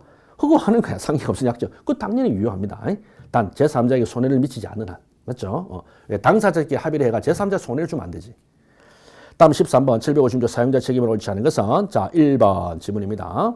사용자 피용자의 관계는 반드시 유효한 고용관계에 필요 없습니다. 사실상 하면 되고요. 지휘감독 아래. 예. 다음 2번 실질적인 지휘감독 아래 있을 수 있는 경우라면 예. 종전사용자에게 사용자 책임을 물을 수 있고요. 여러분 조심해야 되는 게 실질적인 지휘감독이라는 거하고요. 실제 지휘감독했느냐는 아닙니다. 실제 네가 거기서 딱 그 사람 옆에서 피용자 옆에 딱 써가지고 요래라 저래라 지휘감독 그게 아니야. 실질하고 실제는 다릅니다. 실제는 바로 붙어서 했냐 이게 아니라 실질적으로 지휘감독할 수 있는 지휘를 말합니다. 지휘. 쉽게 말하면 여러분 사장이 미국에서 골프를 치고 있습니다. 미국에서 골프장에 골프 치고 있지만은 피용자 직원이 한국에서 사고 쳤죠. 그러면 사장이 미국에 있죠. 사용자 책임집니까? 예. 왜요? 지휘감독할 관계에 있었잖아. 맞죠? 지휘감독을 하게 되잖아. 이 사장이 뭐랍니까? 나는 그때 미국에 있었다. 지구 반대편에 있었는데 내가 무슨 책임을 지냐? 아니라니까. 어쨌든 사장이잖아. 사장이라는 자리가 뭡니까? 그죠? 보스가 지휘감독할 관계에 있었잖아. 됐죠? 지휘감독할 관계에 있는 겁니다. 요런 내용을 아셔야 돼. 그래서 실제 요런 표현을 잘 아셔야 돼. 자, 3번. 자, 사용자 피용자는 부지연 연대. 예. 이때 연대 체험에 관한 소멸시효. 자, 421조 규정은 부지연 연대 적용 있냐? 없죠. 됐죠? 부지연 연대 체험에서 들어가는 건 딱 하나밖에 있는 거 변대공상밖에 없습니다. 절대요가 변대공상, 변제, 뇌물변제, 공탁, 상계 요 네 가지만 절대요입니다. 따라서 소멸시효의 절대조 이런 거 없습니다. 다음 4번 동업관계도 사용자 책임 인정됩니다. 조심하도록. 우리 판례 동업관계에서도 사용자 책임 인정됩니다. 아니 동업이면 같은 그건데 뭘 사용자입니까? 아니야. 어쨌든 동업관계도 예. 동업자 갑이 을에게 맡겼죠. 을이 사고 쳤죠. 갑도 책임진다. 잡도 사용자 책임진다. 또 있는 게 뭡니까? 우리 참고 명의대의자에서 명의대의자. 이름 빌려준 사람 사용자 책임진다. 이런 것들. 자, 우리 14번 혼인이죠. 옳지 않은 것은 자 1, 2번은 동일 판례입니다. 부부간 동거부양 협조. 우리 조문이죠. 동부협. 정상적 원만한 부부관계 유지를 위한 광범위한 협력을 구체적으로 표현한 거 맞지? 그게 조심해야 돼. 지문 잘 꼬았죠. 그래서 서로 독립한 별개의 의무다. 아닙니다. 독립한 별개의 의무가 아닙니다. 독립한 별개의 의무가 아닙니다. 그러면서 바로 2번 지문 내려옵니다. 같은 판례입니다. 연달아. 그래서 부부 일방이 정당한 사유지 동거를 거부합니다. 예, 남편하고 안 사고 자꾸 나가면 들로산으로 돌아다닙니다. 남편이요. 집에 안 들어오고 들로산으로 돌아다닙니다. 이럴 때의 말입니다. 협력 의무를 스스로 저버리고 상대방의 동거 청구가 권리함에 해당하는 특별한 사정이 없는 한 상대방의 부양료 지급 청구할 수 있다. 그건 없죠. 이놈이요. 집에 들어오진 않아서 밖에 돌아다니면서 부양료 청구합니다. 나쁜 놈이죠. 이상한 놈이죠. 그때는 안 해도 된다 이 말입니다. 요 한 판례입니다. 3번 금전 차용 돈 빌린 거죠. 자, 부부 일상가사입니다. 부부 공동생활을 유지하기 위한 거 일상가사죠. 일상가사입니다. 자, 아파트 구입 비용. 자, 요게 중요합니다. 이건 정도의 차이죠. 아파트 구입 비용인데 명목으로 돈을 빌렸다? 이게 일상가사냐? 그다음 부부 공동체 유지의 필수적인 주거 공간. 요거는 일상가사지. 근데 뭡니까? 그렇죠. 이제 처가 돈을 벌려고 재테크 하려고 복부인은 터무니없이, 그죠? 터무니없이 과도하게 빚을 내서 말입니다. 지불 해감을 한다. 그건 일상가상 아니죠. 일상가상 아니다. 정도의 문제입니다. 4번 부부 일방의 동거 의무를 위반했죠. 상대방의 손해배상 청구할 수 있냐? 채권 판례입니다. 여러분 동거 의무라는 거 함께 같이 살아라. 간접 강제라는 강제 집행은 못합니다. 살기 싫다고 하는데 자꾸 같이 살아라. 뭐 합사시킨다. 안 돼. 그래서 간접 강제는 강제 집행은 불가합니다. 알겠죠? 자신 스스로 하지 않으면 안 되는 거야. 그렇다 하더라도 손해배상 가능하냐? 예. 손해배상 가능하다. 요 판례입니다. 조심해야 되겠죠? 재건 판례인데 손해배상 가능합니다. 여러분 이게 강제 집행이 안 될 뿐이지 손해배상은 가능한 겁니다. 됐죠? 그래서 동거의무를 위반하면 손해배상 청구할 수 있는 겁니다. 자, 네가 없어갔는데 너무 힘들었다. 혼자 있는다고 너무 힘들었다. 쓸쓸했다. 외로웠다. 죽겠더라. 손해배상 청구할 수 있는 겁니다. 손해배상 청구할 수. 같이 들어와 살게 해주세요 하고 법원의 힘을 빌려가지고 법원의 힘을 빌려서 강제 집행 끌고 들어와서 내 옆에 딱 눕혀놓는다. 내 옆에 딱 앉게 한다. 이건 안 돼. 그렇지 뭐다. 손해배상 청구할 수 있어. 자, 허위표시 108조죠. 통정허위표시 1항2항. 자, 여기서 보면 3자가 중요한데 자, 1번을 보겠습니다. 갑이 자신의 병에 대한 채권을 가장 양도했네요. 우리 판례인데 병의 변제 이전에 병의 채권자인 정이 위 채권에 대해서 전부 명령을 받았다면 이 말입니다. 이때 이 채무자 병이 선이라도 정에게 변제를 거절할 수 있다 없다? 없다. 없습니다. 선이라도 변제를 거절할 수 없습니다. 왜 그러냐면 이때 채무자 병은 우리가 허위 표시를 기초로 항상 그렇죠. 제3자를 보호할 때 이 보호받는 제3자 우리 108조에서 보호받는 제3자 뭐가 말합니까? 허위 표시에서 항상 허위 표시를 기초로 새로운 법률관계, 새로운 이해관계죠. 뉴페이스입니다. 허위 표시를 기초로 새로운 이해관계를 맺어야 되는데 지금 이자는 뭡니까? 원래부터 이 채무자는 원래부터 존재한 자잖아. 원래부터 존재했기 때문에 뉴페이스가 아닙니다. 뉴페이스가 아니야. 항상 허위 표시를 기초로 사고는 얘 둘이 쳤어. 허위 표시 당사자는 가불이야. 됐죠? 이 가불인데 기초로 새로운 제3자 X나 Y가 나타났죠. 이자는 보호해야 되지. 근데 얘는 처음부터 같이 있었잖아. 됐죠? 같이 있습니다. 갑이 자신의 병에 대한 채권을 을에게 가장 양도 이 말입니다. 그러니까 병은 원래부터 채무자로서 있은 사람이야. 됐죠? 원래부터 채무자로 있은 사람이기 때문에 올 뉴페이스가 아니야. 바로 그 말입니다. 우리 판례. 자, 2번 갑과 을이 갑이 을과 통정 가장매매 선의 제3자인 병에게 대항하지 못한다. 또 조심해야 되죠. 우리 조문에 선의 3자라 해야 있지. 무과실 요합니까? 아니야. 됐죠? 무과실은 요건이 아닙니다. 항상 여러분이 익숙하게 선의 무과실 자꾸 그렇게 떠들잖아요. 아닙니다. 선의 3자 보호 못한다. 무과실 상관없습니다. 과실이 있어도 무과실 요건이 아니야. 과실이 있어도 됩니다. 선의만 되면. 누구도 선의 병에게 허위표시 무효를 대항하지 못한다. 우리 판례입니다. 이때 선의 3자는 병에게 대항하지 못하는데 이때 갑을 뿐만 아니라 누구도 그러니까 선의자는 확실히 보호받는 겁니다. 선의자는 병은 허위표시 무효를 다른 사람도 주장할 수 없는 겁니다. 무효를 대항하지 못한다. 자, 그 다음에 3번입니다. 3번. 갑은 병으로부터 부동산을 매수하기 위해서 을로부터 돈을 빌리죠. 을로부터 돈을 빌립니다. 을로한테 돈을 빌리고 그 담보를 위하여 을 명의로 이제 청구권, 등기 청구권은 가등기를 해주고 약정을 합니다. 자, 안심해라. 내가 너한테 돈을 빌리면서 등기 청구권을 가등기를 해주구마 했습니다. 이때 그렇게 했는데 이때 채권자들의 강제 집행을 피할 목적으로 정가 통모하여 이 말입니다. 이럴 때 정가 통모하여 됐죠? 이때 갑이요. 일단 정가 통모가 정한테다가 등기를 넘겨주고 그 넘긴 등기에다가 뭡니까? 그죠? 돈을 빌려준 채권자 을한테 가등기를 해줍니다. 됐죠? 채권자 을한테 가등기 해줘요. 자, 됐죠? 그러면 형식상으로는요. 가장 양수인으로부터 가등기를 받았다. 이런 느낌이 오겠죠? 그럼 이게 뉴페이스, 새로 허위표시를 기초로 새로 법률관계를 맺은 거 아니냐? 이해관계 아니냐? 아니죠. 을은 뭡니까? 진작부터 있었잖아. 을은요. 갑한테 가등기를 받나? 정한테 가등기를 받나? 처음부터 가등기를 받기로 한 자였죠. 뉴페이스가 아니다는 겁니다. 따라서 실질적으로 새로운 법률 됐지? 관계가 없다 이 말입니다. 새로 실질적으로 법률 관계가 있는 게 아닙니다. 따라서 을은 허위 표시를 기초로 새로운 이해관계를 맺은 자가 아니기 때문에 여기에 제3자에 들어가지 않습니다. 됐습니까? 중요하다. 제3자에 들어가지 않습니다. 그 말입니다. 그 말 우리가 요 판례. 그래서 여기서 정가 통모하여 매수인 정으로 하여금 등기를 격려한 후에 을 명의로 갖다 놨다 하더라도 위 가등기는 을이 악이라면 무효다. 아니라고. 아예 제3자 상관없어요. 그냥 이거는 제3자가 아닌 겁니다. 제3자가 아니다. 그래서 선악하고 상관없는 겁니다. 아예 제3자가 아니다. 즉 108조 2항에 자, 그 무효로 선의 3자에게 대항하지 못한다 할 때 여기에 들어갈 문제가 아니라는 겁니다. 원래부터 있은 사람이야. 원래부터 있은 사람이라고. 맞죠? 그러니까 을 입장에서는 갑한테 가등기 받나? 정한테 가등기 받나? 나는 가등기 받으면 돼. 원래부터 있은 사람이야. 자, 그 다음에 4번이 이제 아주 중요한 판례죠. 우리가 보증할 때. 자, 갑의 기망으로 을은 통정의 표시에 의해서 갑의 병에 대한 주체무가 있는 걸 믿고 그러니까 예, 갑의 병에 대한 주침이 있는 걸 믿고 보증계약을 체결해 주었습니다. 그에 따라 을이 보증채무자로서 예, 채무까지 이행했네요. 좋은 일 했죠. 이때 선의의 을은요. 예, 보호받는 제3자죠. 보호받는 제3자. 따라서 구상권을 취득합니다. 보호받는 제3자로서 구상권을 취득한다. 구상권을 취득한다. 예. 판례입니다. 자, 그 다음 우리가 이거 잘 나오고. 다음에 우리 16번 소멸시효에서 옳지 않은 것은 자, 민총 소멸시효. 공유물 분할 청구권은 소멸시효 소멸되지 않습니다. 예, 공유관계가 존속하는 한은 절대 독립하여 될 문제가 아닙니다. 독립될 문제가 아니다. 우리 잘 나오는 판례. 그래서 공유관계가 존속하면은 천년만년 공유물 분할 청구를 할 수 있는 겁니다. 다음 2번 우리 잘 나오죠. 양육자가 비양육자에 대하여 과거 양육비 지급을 구하는 권리는 양육비를 지출할 때부터 소멸시효 진행된다. 자, 조심하십시오. 우리 판례는요, 과거 양육비 지급을요 구할 때 여러분 양육비 지급이다. 그럼 양육비가 얼마인가는 어떻게 확정이 돼야 되잖아. 재산권이 구체적으로 확정이 돼야 되죠. 바로 그 말입니다.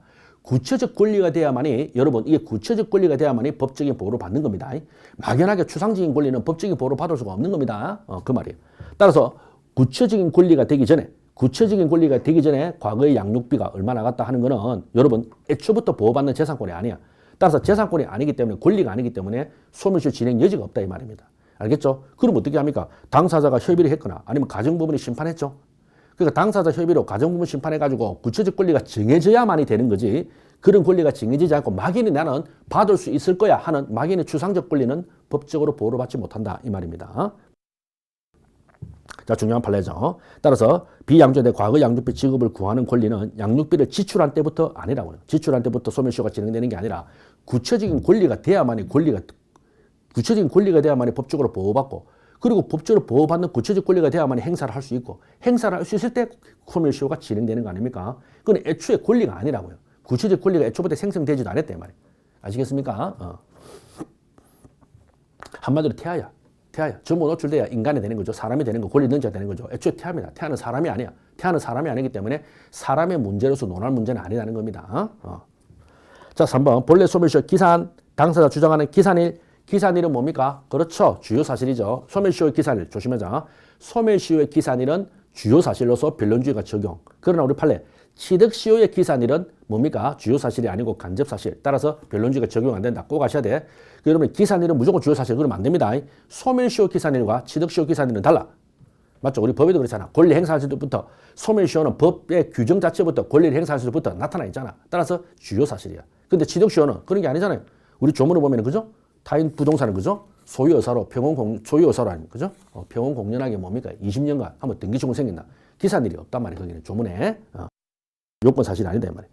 됐죠? 따라서 요것도 변론주의 원칙상 주장하는 기산일을 기준으로 소멸시효를 계산해야 된다. 자, 요 민소법 문제. 다음 4번이죠. 조문입니다. 합의로 채권 채무자는 소멸시효 기간을 단축이나 경감, 줄이거나 없앨 수는 있어요. 단축, 됐죠? 단축하거나 경감, 줄일 수는 있는데 늘릴 수는 없다는 겁니다. 184조. 자, 우리 17번. 상속의 승인 폭이 옳지 않은 것은 1번. 상속인의 상속재산의 처분행위를 할 때는 단순승인한 것으로 보는 바. 뭡니까? 조문이죠. 1026조. 상속재산의 처분은 단순승인으로 본다는 거야. 단순승인으로 본다 이 말입니다. 그러나 상속인이 피상속인의 채권을 추심하여 변제받는 것도 처분이냐? 예. 그래서 우리가 채권을 추심한다. 이런 것들 맞죠? 채권을 추심한다. 이런 것들 다 우리가 처분행위로 보는 겁니다. 분할 또는 상속재산 분할도 처분행위로 보는 겁니다. 상속 분할도 처분해 봅니다. 근데 여러분 장례비 지출이라든가 상속세를 납부한다. 이건 처분이 아닙니다. 장례비 지출이나 상속세 납부하는 것은 처분으로 안 본다. 그러나 이와 같이 채권을 추심하는 거나 상속재산을 분할하죠. 이건 다 처분으로 본다. 우리 판례. 자, 2번 아주 중요하죠. 이건 우리가 항상 기출에 나오는 겁니다. 상속채권자는요. 이때 상속채권자는 뭐라고 한다? 아버지 채권자 이렇게 보면 돼. 돌아가신 아버지 피상속인. 아버지 채권자를 상속채권자.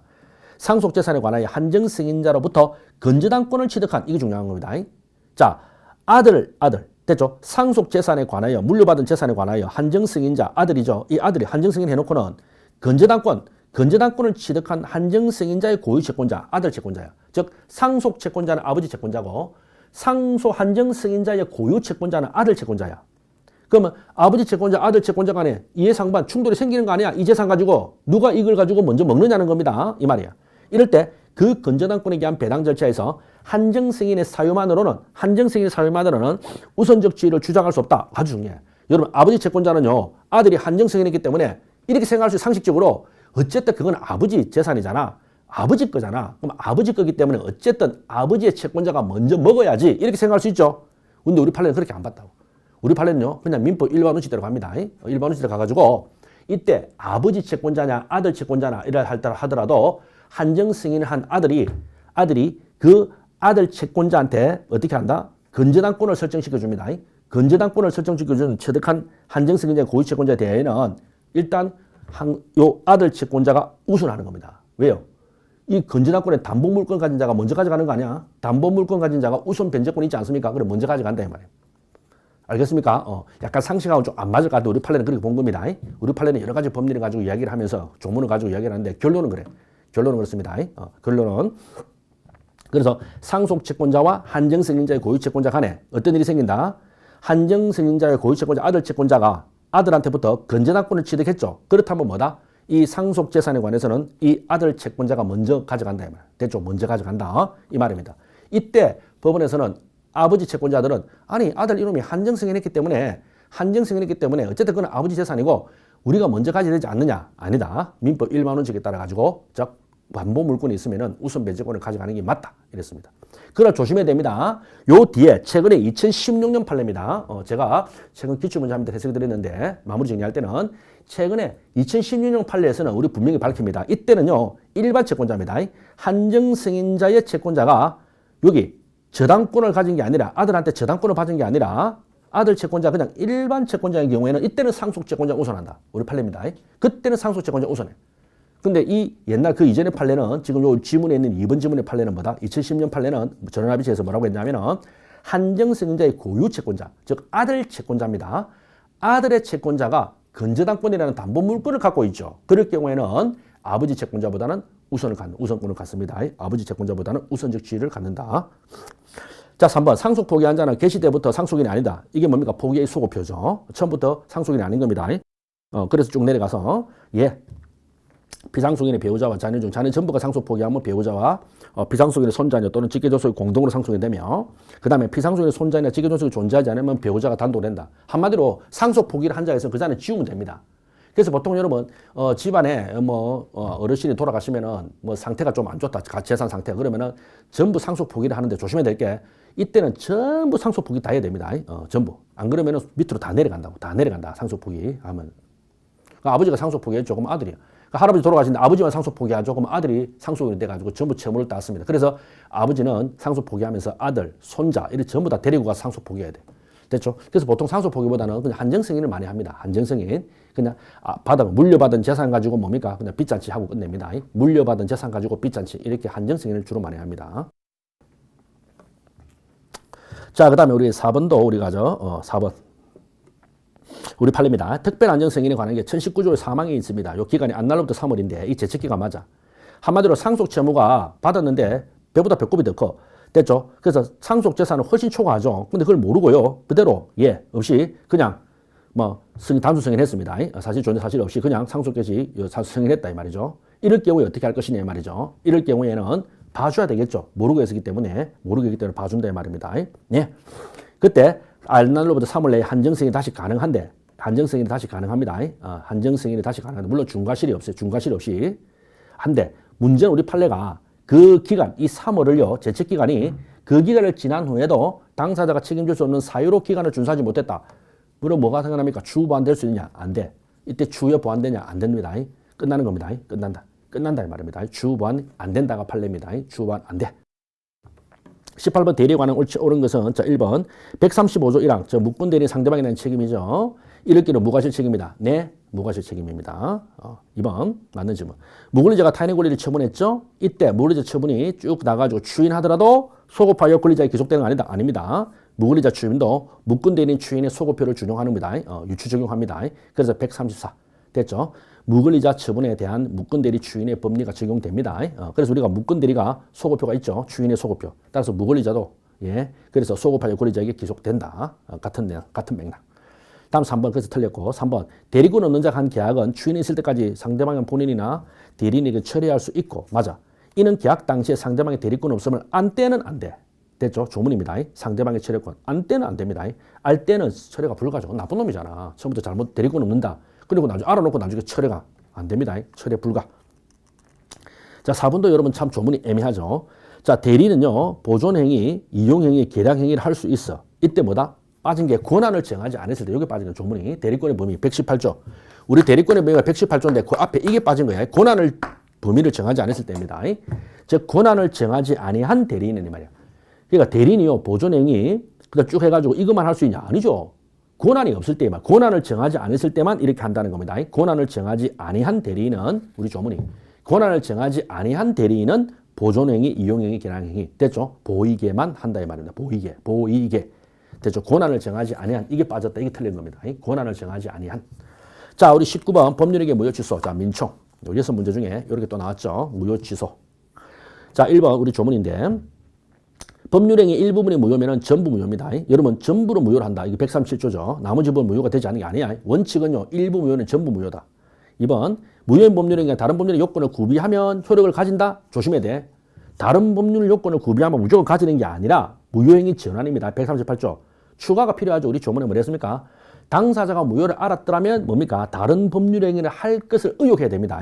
다른 법률행위 할 것을 의욕하리라 인정될 때 이 두 가지가 돼야 돼. 두 가지. 됐죠? 그래서 두 번째 요건이 빠졌기 때문에 틀린 겁니다. 조문이에요, 조문. 자, 3번 미성년자 취소. 그러면은 처음부터 무효. 이때 미성년자는 전부 아니죠. 현존익. 됐죠? 우리 141조. 미성년자는 특칙이죠. 봐준다. 현존익 한도에서 상환. 됐죠? 미성년자는 현존익 한도에서 상환합니다. 취소했을 경우에 141조. 미성년자는 현존익 한도. 그 제일 작은 거죠. 제일 작은. 현재 다 쓰고 남은 게 있다. 그것만 돌려주면 돼. 전부가 아니야. 다음 4번입니다. 104조 우리 판례. 104조 불공정 법률행위에 해당하더라도 무효행위 전환에 관한 138조가 적용됩니까? 예! 됐죠? 무효행위 138조 적용됩니다. 적용된다 하는 게 우리 최근 판례입니다. 판례. 이거는 판례. 그래서 약정 매매금이 과다해가지고 103조로 무효인 경우에 만약에 당사자가 매매 대금이 과다하다. 약정 매매 대금이 예를 들어 1억이다. 그러면 이게 너무 과다하다. 그럴 경우에는 상대방이 무효를 알았다면 다른 약정 한 5천에 했다. 그러면 뭡니까? 5천으로 해가 봐주겠다는 겁니다. 5천으로 해가 봐준다 이 말입니다. 5천으로 해가 봐준다. 따라서 불공정 무효 104조 위반인 경우라도 무효라 하더라도 무효행위 전환이 138조가 적용된다는 겁니다. 자, 우리가 999조 상속회복청구권 20번이죠. 상속회복청구권. 우리 상속파트에서 맨 처음 나오고 가장 중요한 테마죠. 상속회복청구권. 여러분 상속회복청구권은 여러분 이건 아셔야 돼. 취지가 3개가 있는데 2개는 좋은 건데 1개는 나쁜 거죠. 근데 나쁜 게 더 훨씬 큰 거죠. 뭡니까? 예, 상속회복청구권에 해당하면은 안 좋습니다. 왜요? 3년, 10년의 제척기간이 걸려. 알겠죠? 3년, 10년의 제척기간 걸리기 때문에 상속회복청구권자다 하는 순간에 안 좋은 겁니다. 안 좋은 거야. 안 좋은 거. 이렇게 생각하시면 돼. 자, 1번 틀린 질문인데 진정상속인이 주장하는 피상속인과 참칭상속인이 주장하는 피상속인이 다른 사람입니다. 잘 나왔죠? 이 기출이죠. 항상. 피상속인은 동일해야 된다. 피상속인이 동일해야 됩니다. 피상속인이 동일하는 걸 전제로 상속회복 청구지 피상속인이 동일하지 않습니다. 그럴 경우에는 상속회복 청구 아닙니다. 그래서 어쩌란 말이냐? 제척기간 3년, 10년이 아니다. 좋다는 겁니다. 3년, 10년 걸리지 않는데 말이야. 또 2번입니다. 마찬가지야. 제3자가 특정 공동상 의사와 관계없이 필요한 서를 위조 그 상속인의 단독 명의로 보존등기한 사유만으로는 그렇죠. 참칭 상속이 되는 게 아니다. 그래서 뭐다? 상속회복 청구가 아니다. 그렇기 때문에 뭐다? 3년, 10년이 적용 안 되고 더 된다. 됐죠? 제척기간 적용이 없다. 바로 그 말입니다. 3번도 그렇습니다. 상속인조 피상속 생전에 그로부터 토지를 매수한 사실이 없음에도 매수했다고 땡 봐주십시오. 상속권의 주장을 하지 않고 다른 원인을 주장하죠. 이와 같이 상속권 주장 않고 다른 원인을 주장하죠. 그러면 참칭 상속인이 아니야. 참칭 상속이 아니죠. 따라서 상속회복 청구가 아니죠. 그래서 제척기간에 적용 안 된다. 그런 내용들입니다. 다 판례. 마지막 포괄유증 유추적용 된다. 예? 판례. 여러분 상속회복 청구 제척기간은요. 포괄유증은 상속이 아니지만 포괄유증에도 유추적용이 됩니다. 유추적용 된다. 꼭 아시기 바랍니다. 판례. 21번 옳지 않은 것은 자 미등기 무허가 건물을 매수했으나 아직 소유권 이전 등기를 마치지 않았죠. 여러분 미등기 매수인의 법적 주의는 뭡니까? 소유자다 소유자 아니죠. 우리는 여러분 성립요건주의 반드시 등기를 해야 물권 변동의 효력이 생기죠. 물권 변동 효력이 생깁니다. 따라서 등기를 하지 않으면 뭡니까? 아직까지는 뭡니까? 그렇죠. 소유자가 될 수가 없어. 소유권자가. 자, 그래서 미등기 무허가 매수에서는 아직 등기를 마치지 않은 매수인은 그 건물의 불법 점유자에 대하여 직접 자신의 소유권에 의한 명도를 청구할 수 있다. 없습니다. 왜요? 소유권자가 안 되나니까. 따라서 소유권에 의한 명도는 안 되죠. 그럼 뭐 한다? 대위해야 됩니다.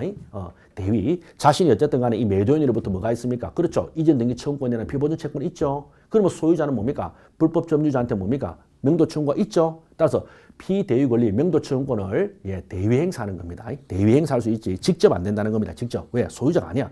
그래서 무슨 자신의 소유권이야. 소유권이 나올 수가 없다니까. 소유권이 나올 수가 없어. 자, 우리 기출 잘 나오죠. 자, 2번 또 중간세가 땡기죠. 자, 잘 나옵니다. 부동산의 최초, 중간, 최종입니다. 이때 최초가 최종에게 등기를 해주기로 합의가 있었다면 최초 매도인에 대한 중간자의 소유권이 소멸한다. 아니야. 여러분, 중간세가 땡기는 이행의 편입니다. 이행의 편의로 그렇게 최초에서 최종으로 바로 가게 해준다는 거지. 그렇다고 중간자가 등기채용권이 소멸되는 게 아닙니다. 각자 권리가 다 있습니다. 최초와 중간도 등기채용권 권리가 있고 채권관계가 있고 그 다음에 중간자와 최종도 채권관계 있는 겁니다. 알겠습니까? 이 채권은 다 있는 겁니다. 사라지는 게 아니야. 됐죠? 예. 그래서 이행의 편의상 최초에서 최종으로 바로 등기를 넘겨주기로 합의하자는 거 불과한 거지. 그렇다고 중간자의 등기채용권이 사라지는 게 아니다. 3번 소유권 보존 등기 말소로 가려면 먼저 말소로 가는 사람이 말소로 갈 수 있는 권한이 있음을 적극적 주장 입증하며 예! 그래서 쉽게 말하면 그렇게 하고 만일 권한이 있으면 인정되지 않더라면 설사 실제 현재 보존 등기 명의인이 말소되어야 할 원인 무효 등기라 하더라도 말소 청구는 인정될 수 있다. 없어.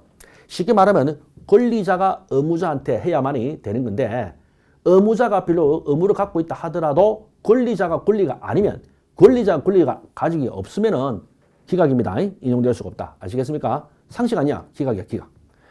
됐죠? 원인 무효라 하더라도 애초에 이자가 말소 청구권이 없다 이 말입니다. 없으면은 기각입니다. 인용될 수가 없는 겁니다. 패소. 4번 가등기에 의한 순위보존의 대상이 되어 있는 물권 변동 청구권이 양도된 경우에 가등기상 권리의 이전 등기를 가등기의 부기등기 형식으로 격려할 수 있다. 판례. 예. 어차피 물권 변동 청구권이라는 자체가 성질상 양도할 수 있는 재산권이고 더군다나 가등기로 공시가 되죠. 그때 우리 판례는 그렇다면 가등기에 대한 부기등기 형식으로 격려할 수 있다. 이렇게 말을 합니다. 가등기에 대한 부기등기. 가등기를 가등기할 수 있냐 하는 그런 관련 테마인데 가등기에 대한 부기등기 형식으로 격려할 수 있다. 가등기에 대한 부기등기 형식으로 격려할 수 있다. 다음 우리 채권양도 옳지 않은 것은 1번 대항요건을 갖추지 못했습니다. 채권양수인이 채무자를 상대로 재판상 청구했다. 소멸시 중단되는 재판상 청구로 볼 수 있습니다. 우리 판례 꼭 아셔야 돼. 권리에 잠자지 않았죠. 권리에 잠자지 않았습니다. 권리에 잠자지 않았다. 어차피 대항요건을 갖추는 건 즉 이거는 채무자에 대한 대항요건일 뿐이지 이 말입니다. 권리는 있다 이 말입니다. 따라서 중단 사유의 재판상 청구로 봅니다. 권리에 잠자지 않았죠. 아주 중요한 판례. 2번 당사자 의사표시로 채권양도가 금지됐습니다. 됐죠? 449조 2항이죠. 당사자 의사표시로. 여러분 채권양도는 세 가지로 제한되죠. 성질상, 법률상, 의사표시상.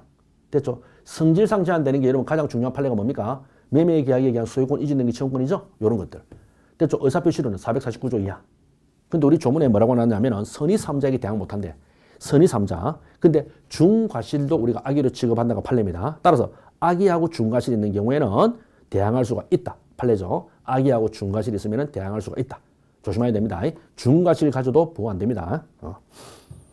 3번 채권양도행위가 사형에 해당하지 않은 경우에는 통지가 따로 채권자 지속권 행사 대상이 될 수 있냐? 아니야. 됐죠? 판례. 통지만 따로 채권자 지속권 행사 대상은 될 수가 없는 겁니다. 예, 이거는 채무자를 보호를 위한 대항요건에 불과하지 채권 통지만 대상이 되는 건 아닙니다. 양도 통지가 따로 채권자 지속권 대상은 되는 건 아니다. 판례. 4번입니다. 거꾸로 돌아가는 거니까 이렇게 맞죠? 지명채권 양도 통지를 한 후에 양도계약이 해지된 경우에 자 통지 후에 양도가 해지되가 다시 돌아오는 거죠. 소멸됩니다. 이때 이제는 양수인이 통지를 해줘야 되죠. 양수인이 채무자에게 해지 사실을 통지하면 이때 양도인은 해지를 이유로 다시 원래 채무자에게 대항할 수 있냐. 예, 이제 다시 또 받았잖아. 그죠? 이제 없었던 걸로 됐다. 다시 양도인에게 돌아갔다. 통지해줬죠. 그러면 양도인이 이제 뭡니까? 달라올 수 있는 거죠. 양도 채권으로 채무자에게 대항할 수 있다. 이 말입니다. 자, 그 다음에 23번의 법인이죠. 법인에 대해서 옳지 않은 것은 법원이 직무집행정지 가처분 결정에 회사를 대표할 권한이 정지된 대표이사. 됐죠? 직무집행정지 가처분 떨어졌습니다. 너 스톱해. 일하지 마. 못하겠다고 막았죠. 이때 대표이사 권한이 정지됐습니다. 따라서 정지기간 중에 체결한 계약은 당연히 무효입니다. 권한 없는 자의 행위이기 때문에 그 후에 가처분 신청이 취하가 됐네요. 가처분 신청이 취하가 됐습니다. 풀어줬죠. 그렇다면 이 보전 집행이 이제 취소되었습니다. 이때 그 집행의 효력은 소급 땡 장려입니다. 우리 판례 조심해야 돼. 장려를 향하여 소멸하기 때문에 여전히 그 이전에 대표이사가 앞서 체결한 계약은 여전히 뭡니까? 무효지. 무효. 됐죠? 예. 왜냐? 권한이 정지된 상태에서 행위를 한 거에 그대로 무효가 그대로 무효입니다. 왜요? 그 뒤에 이게 나왔다시피 가처분이 시효가 됐다. 가처분 신청이 취하됐다. 이거는 장래효입니다. 보존집행이 취소돼 저건 장래라고. 장래효. 장래로 날아가 장래로 권한을 풀어주는 거지. 권한이 정지된 걸 풀어주는 거지. 이전에 권한이 정지된 상태에서 한 건 무효는 여전히 무효입니다. 소급이 아니고 장래. 그래서 틀린 겁니다. 무효가 여전히 유무효다. 2번 법인의 정관에 대표권 제한의 규정이 있으나 41조. 자, 대표권 제한은 정관의 규정이 있어야 됩니다. 41조. 근데 그와 같은 취지가 등기되어 있지 않다면 이 말이죠. 자, 여러분 대표권 제한에 대한 거는 등기하지 않으면 우리 조문에 선의 3자에게 대항하지 못한답니까? 그냥 3자에게 대항하지 못한답니까? 그냥 3자입니다. 그러면 이 말은 뭐냐면 판례는요. 그걸 아셔야 돼. 우리 판례는 거의 99%입니다. 조문 그대로. 조문에서 선의 무과실이다 그러면 무과실을 요하고 선이다 그러면 무과실 필요 없고요. 3자다 그러면요. 선의 악이 상관없습니다. 조문 그대로입니다. 조문 그대로. 우리 판례는 조문 딱 그대로. 그러니까 이것도 마찬가지죠. 60조에 대표권의 제한은 등기하지 않으면 3자에게 대항하지 못한다. 3자라 딱 했습니다. 선의가 아니야. 그렇기 때문에 뭡니까? 예, 선악 불문입니다. 선이냐 악이냐 관계없이 3자에게 대항할 수 없습니다. 됐죠? 무조건 선이냐 악이냐 관계없이 3자에게 대항 못합니다. 그래서 법인에서는 저놈은 악입니다. 대표권 제한입니다. 알고 있었다. 필요 없다니까. 그럼 여러분 이렇게 하는 입법 취지가 뭐냐면 무조건 등기를 강제하기 위해서입니다. 무조건 등기를 강제시킬 때는 이렇게 3자를 해버립니다. 그럼 상대방이 알았든 몰랐든 간에 무조건 법인은 대항 못하게 해버려요. 왜? 등기를 강제시키려고. 알겠죠? 근데 보통 선의 3자다 그러면 뭡니까? 이제 보호를 해주는 거죠. 악의는 뭡니까? 보호를 못 받게 한다. 이 말 아닙니까? 여러분 외울 게 아니야. 딱 그렇게 합니다. 조문 그대로입니다. 조문 그대로. 다음 3번. 민법상 법인은 이사회 결의에 무효 사유가 있다. 이럴 때 이해관계는 언제든지 어떤 방법으로 무효를 주장할 수 있다. 예, 이게요. 우리가 뭐라고 말하면 이사회 결의 무효 확인 소송이랍니다. 이사회 결의 무효 확인 소송. 이사회 결의 무효 확인 소송이란다. 법률에 별도 규정이 없기 때문에 자 이사회 결의에 무효가 있으면은 이때는 무효 확인입니다. 무효 확인. 확인. 그래서 이사회 결의 무효 확인 소송이야. 이사회 결의 무효 확인 소송. 이사회 결의의 무효 확인입니다. 확인의 소송이기 때문에 이건 뭡니까? 그렇죠. 누구나 할 수 있다 이 말입니다. 누구나 할 수 있다 이 말이죠. 언제든지 어떤 방법 이게 확인 소송입니다. 누구나. 근데 사실은요 조심해야 됩니다. 사실은 누구네가 틀린 건 아닌데 확인의 이익이 있어야 됩니다. 그러니까 요거는 확인이 있어야 되는데 요거는 이때 누구나라는 건 당사자 적격을 말하는데 여러분 당사자 적격인데 확인의 이익이지 않습니까? 확인의 이익이 있는 자가 당사자 적격이 있습니다. 여러분 제가 소송할 때 설명하는데 확인의 소에서는 확인의 이익이 있는 자가 당사자 적격이 있어. 확인의 이익이 있는 자가 원고 적격을 갖는다고. 같이 갑니다. 확인의 이익이 있는 자가 원고 적격 갖는다. 원고 적격. 그래서 누구나 갖는다. 틀린 건 아니야. 그러나 엄밀히 말하면은 확인의 이익을 이렇게 갖는 자가 확인의 이익을 갖는 누구나입니다. 확인의 이익을 갖는 자가 원고 적격을 갖는다 이 말이야. 누구나 해가지고 개나 소나 되는 건 아니야. 또 확인의 이익이라는 게 필터링이 됩니다.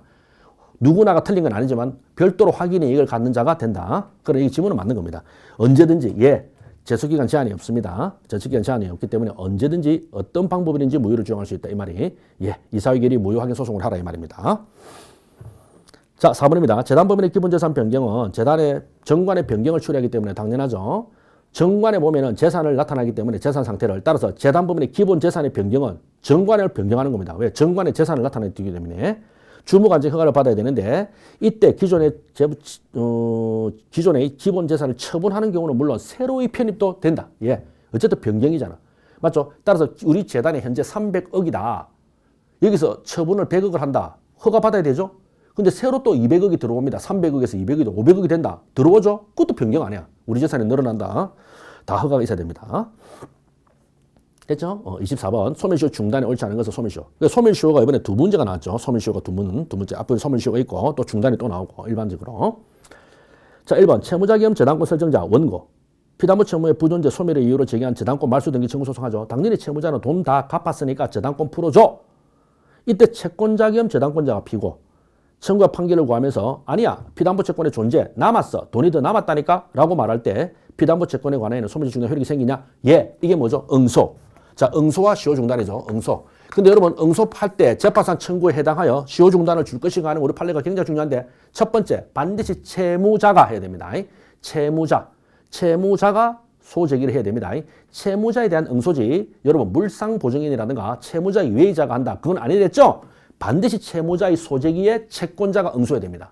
그리고 응소를 하면서 어떻게 됩니까? 시효 중단이라 말하면서 적극적으로 자신의 권리가 있다는 존재를 적극적으로 주장해야 되는 겁니다. 그리고 법원에서 받아들여줘야 돼. 됐죠? 채무자 소제기에 채권자가 채권자가 시효 중단이 된다. 채권자가 자신의 채권의 존재를 주장하고 시효 중단 사유라고 주장하면서 시효 중단을 주장하면서 그리고는 적극적으로 권리를 행사하면서 법원에서 받아들여져야 됩니다.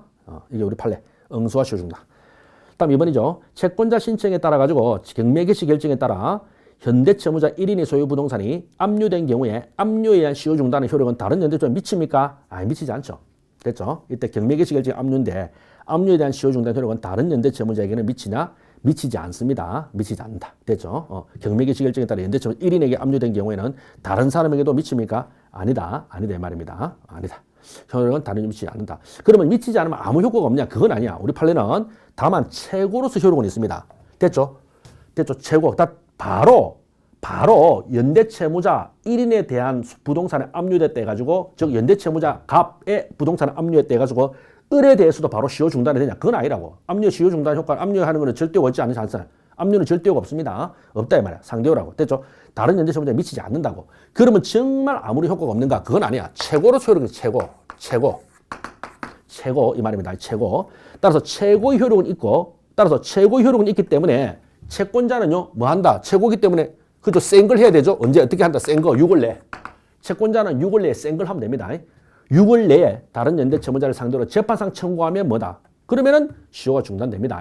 그러면 시효 중단돼. 됐죠? 그 다른 연대채무자에서는 시효 중단된다. 항상 이런 거죠. 최고 효력은 있다. 최고 효력이기 때문에 채권자는 그 다른 연대채무자에 대해서 6월 내에 재판상 청구를 하면은 시효 중단이 된다. 시효 중단된다. 요까지입니다.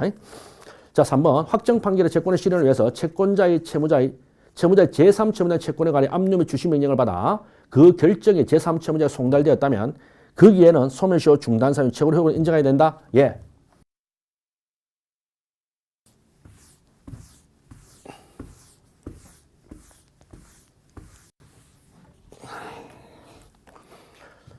자, 확정 판결 채권 실현하기 위해서 채무자의 제3채무자입니다. 체크입니다. 채무자의 제3채무자입니다. 그래서 채권자가 있고요. 채무자가 있고 요겁니다. 이때 채무자의 제3채무자입니다. 채권자죠? 채권자.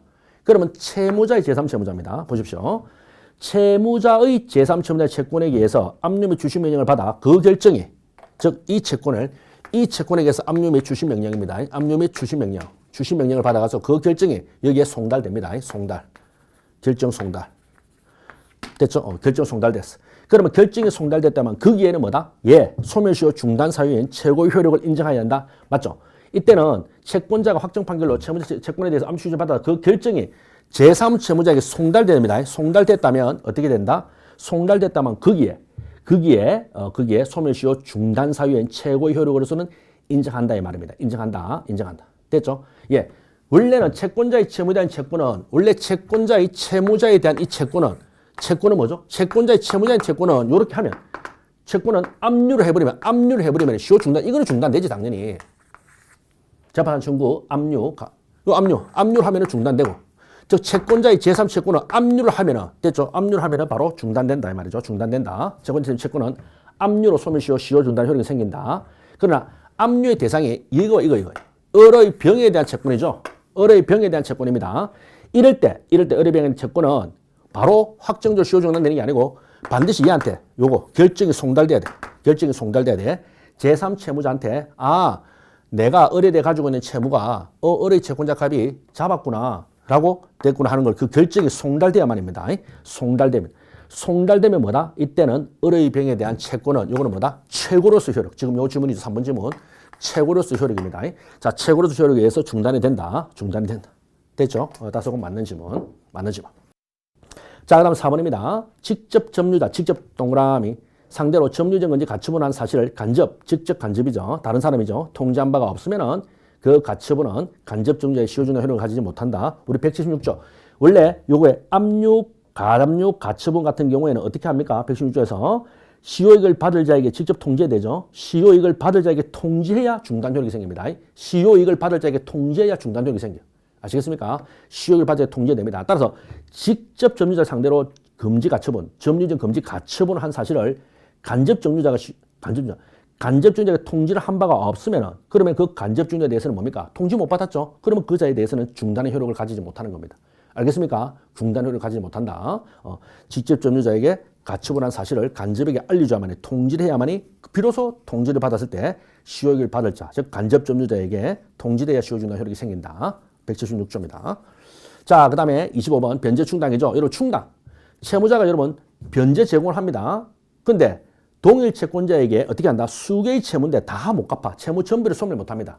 알겠습니까? 그래서 채권자는 얘한테 받을 게 1억이 있는데 채무자는요, 뭐다? 5천만 원만 변제해요. 그럼 5천만 원 변제하면 이걸 어디에다가 충당할 것인가? 이게 바로 변제 충당의 문제입니다. 1번 법정 변제 충당. 우리 변제 충당에는 항상 합의 충당, 법정 충당, 지정 충당 나오죠. 합지법, 합의 충당, 지정 충당, 법정 충당 이렇게 나온다. 법정 변제 충당의 경우에는 두 가지. 이행기 우리 네 가지가 있죠. 이행기가 도래한 채무와 도래하지 않은 것. 어느 거 먼저 합니까? 도래. 여러분 도래한 게 더 큰 거잖아요. 이익이 더 큰 거잖아. 맞죠? 도래. 이때 이행기가 도래한 거와 도래하지 않은 채무가 있으면 이행기 도래한 채무의 변제 충당한다. 왜? 이익이 더 크기 때문에 당연합니다. 근데 이행기가 도래한 여부는 이행기 유예기간이 있더라도 본래 땡! 유예를 했으면 유예기간이 기준이 됩니다. 유예기간이 도래해야만이 변제기가 도래한 겁니다. 따라서 이행기에 유예가 있으면 유예된 기한이 도래해야 된다. 본래 이행기가 아닙니다. 틀렸어. 2번 변제자가 주채무자인 경우에는 보증인이었거나 보증인 참 잘 나오죠. 여러분 보증인 있는 채무, 보증인이 있는 거 보증인 없다. 보증인 있는 거 보증인은 변제이익이 같습니다. 보증인이 있는 채무나 보증인이 없는 채무나 변제이익은 같다. 조심하도록. 변제이익은 같습니다. 변제이익이 같다고요. 항상 잘 나오는 질문이죠. 우리 판례. 3번 지정 변제 충당에서 변제자의 지정이 없다면 변제받는 자가 그 당시에 어느 채무를 지정하여 변제 충당할 수 있지만은 변제자가 그 충당에 즉시 일한 때는 그러하지 않는다. 조문이야. 476조 2항. 476조 2항. 됐죠? 476조 2항입니다. 그래서 476조 2항. 그러하지 아니하다. 즉시 일한 때는 그러하지 아니합니다. 자, 4번 채무자의 변제가 모든 채무를 소멸시키기에 부족한 때에는 채권자가 적당하다고 인정하는 순서와 방법에 의하여 충당을 약정했습니다. 예? 한마디로 채권자한테 옵션을 준 겁니다. 선택할 권리를 준 거예요. 따라서 채권자가 갈자를 주었죠. 이럴 경우에 채권자는 별도의 의사표시를 하지 않고서도 그 약정에 터잡아 스스로 알아서 적당하다고 인정하는 순서와 방법으로 변경할 수 있다. 예, 당연히 할 수 있는 거죠. 예, 이 말입니다. 근데 추가적으로 이 판례가 이 경우에 만약에 약정과 달리 채무자가 함부로 지정변제 충당할 수 있습니까? 그건 안 되죠. 약정에 반하기 때문에 안 된다. 예. 자, 시간도 다 됐고. 자, 우리가 25문제를, 거의 딱 100분 정도 됐습니다. 딱 100분. 100분을 만에 25문제를 한번 다 풀어봤습니다. 여러분 수험생한테는 원래 시험은 어렵습니다. 그래, 이번에 시험이 어떠냐? 수험생한테 어렵죠. 원래 수험생한테는 어렵고 힘든 게 수험생입니다. 수험생이 쉽다, 수험생이 편하다. 그럼 수험생이 아닙니다. 수험생한테는 어렵습니다. 우리는 나중에 시험을 보고 이제 평가를 하거나 강사 입장에서 나중에 다 보고 시간을 갖고 이렇게 커피 마시면서 보면은 다 풀 수 있고 만만하다지만 안 그렇죠. 수험생은요, 일단은 당일날, 그죠? 굉장히 힘든 상황 아닙니까? 그리고 시험 계속 1년간 준비를 했고, 어찌 보면 당일날 제일 힘들고 가혹한 상태에서 시험을 보는 겁니다. 그것도 제한된 시간에서. 또 한 과목만 보나? 그렇죠. 오전, 오후 8과목을 봅니다. 그래서 감히 수험생한테 이번 시험이 쉬운 일 어쩌면 이런 말 하면 안 되는 거예요. 시험은요, 아무리 쉽게 나와도 어렵습니다. 그게 시험의 본질이야. 시험이라는 거는 개념 본질상 어려운 겁니다. 어려운 거예요. 그게 쉬우면 시험이 아니죠. 그래서 여러분이 어쨌든 간에 이 민법이라는 거는 여러분 한 과목이 아니고 양이 많습니다. 많고 그 다음에 이미 시험을 치신 분들은 확인해 가지고 좋은 결과를 제가 기대하고요. 그 다음에 어차피 결국에는 지금 본 강의를 들으시는 분은 결국에는 이번 시험보다는 그죠? 다음을 준비하는 분들이 훨씬 더 도움이 되는 게 아니겠습니까? 도움이 되는 거기 때문에. 그렇죠? 이번 시험 치는 분들은 그냥 합격자 발표만 기다리면 되는 거고. 그래서 다음을 공부하시는 분들은 여러분 항상 제가 강조를 합니다. 너무 많이 하면 안 됩니다. 너무 많이 하면 안 돼. 제가 총평에도 쓸 텐데 너무 많이 하면 안 돼. 예, 여러분 한 과목만 하는 게 아니잖아요. 그죠? 여러 과목 하죠. 쉽게 말해 8마리 토끼, 8마리 돼지를요. 전부 다 적당히 토실토실 꽈락 없이 토실토실 키우는 겁니다. 아시겠습니까? 그래서 민법을 내가 제대로 하겠다고 달라들면 안 됩니다. 알겠습니까? 민법을 제대로 하겠다 달라들면 안 되고 합격할 만큼만 하겠다. 그러면 뭐냐면 간단하게 말하면은 강사 말 잘 듣고 강의 내용만 잘 듣고 두 번째는 뭡니까? 기출 문제만 달달달 하시면서 그죠? 익숙하게 자꾸 하시면 됩니다. 하시면 돼. 민법 학을 하는 게 아닙니다. 우리는 민법 시험입니다. 시험. 어쨌든 제한된 시간에 민법 전반에 걸쳐서 그것도 가족법까지 다 나오잖아요. 그중에서 어쨌든 간에 우리는 25문제를 명과락을 하면서 다른 사람들한테 너무 처지지 않게만 걸리면 좋겠다는 거 아닙니까? 그래서 요거 물론 앞으로 이제 계속 우리가 추세가 지금 계속 지문이 길어지고 내용도 많아지고 판례도 많아지고 이렇게 나오는데 어쨌든 분명한 거는 나올 만한 것만 나옵니다. 나올 만한 것만 나오고 너무 많이 해서는 안 되겠다. 됐죠? 너무 많이 해서 안 되겠다. 그래서 제가 어쨌든 강의 에듀윌에서 민법하고 민소법을 같이 맡아가 하기 때문에 예. 그래서 민법과 민소법의 중간되는 영역이 굉장히 많기 때문에 그거를 다 같이 버무려 가지고 양을 줄이는 방향으로 해서 여러분에게 수험 생활에 도움이 되도록 하겠습니다. 네. 자, 이상으로 여러분 이번에 2018년 3월 3일 시행한 국어공무원 법원직 민법 기출 해설 강의를 다 마치도록 하겠습니다. 여러분 감사합니다.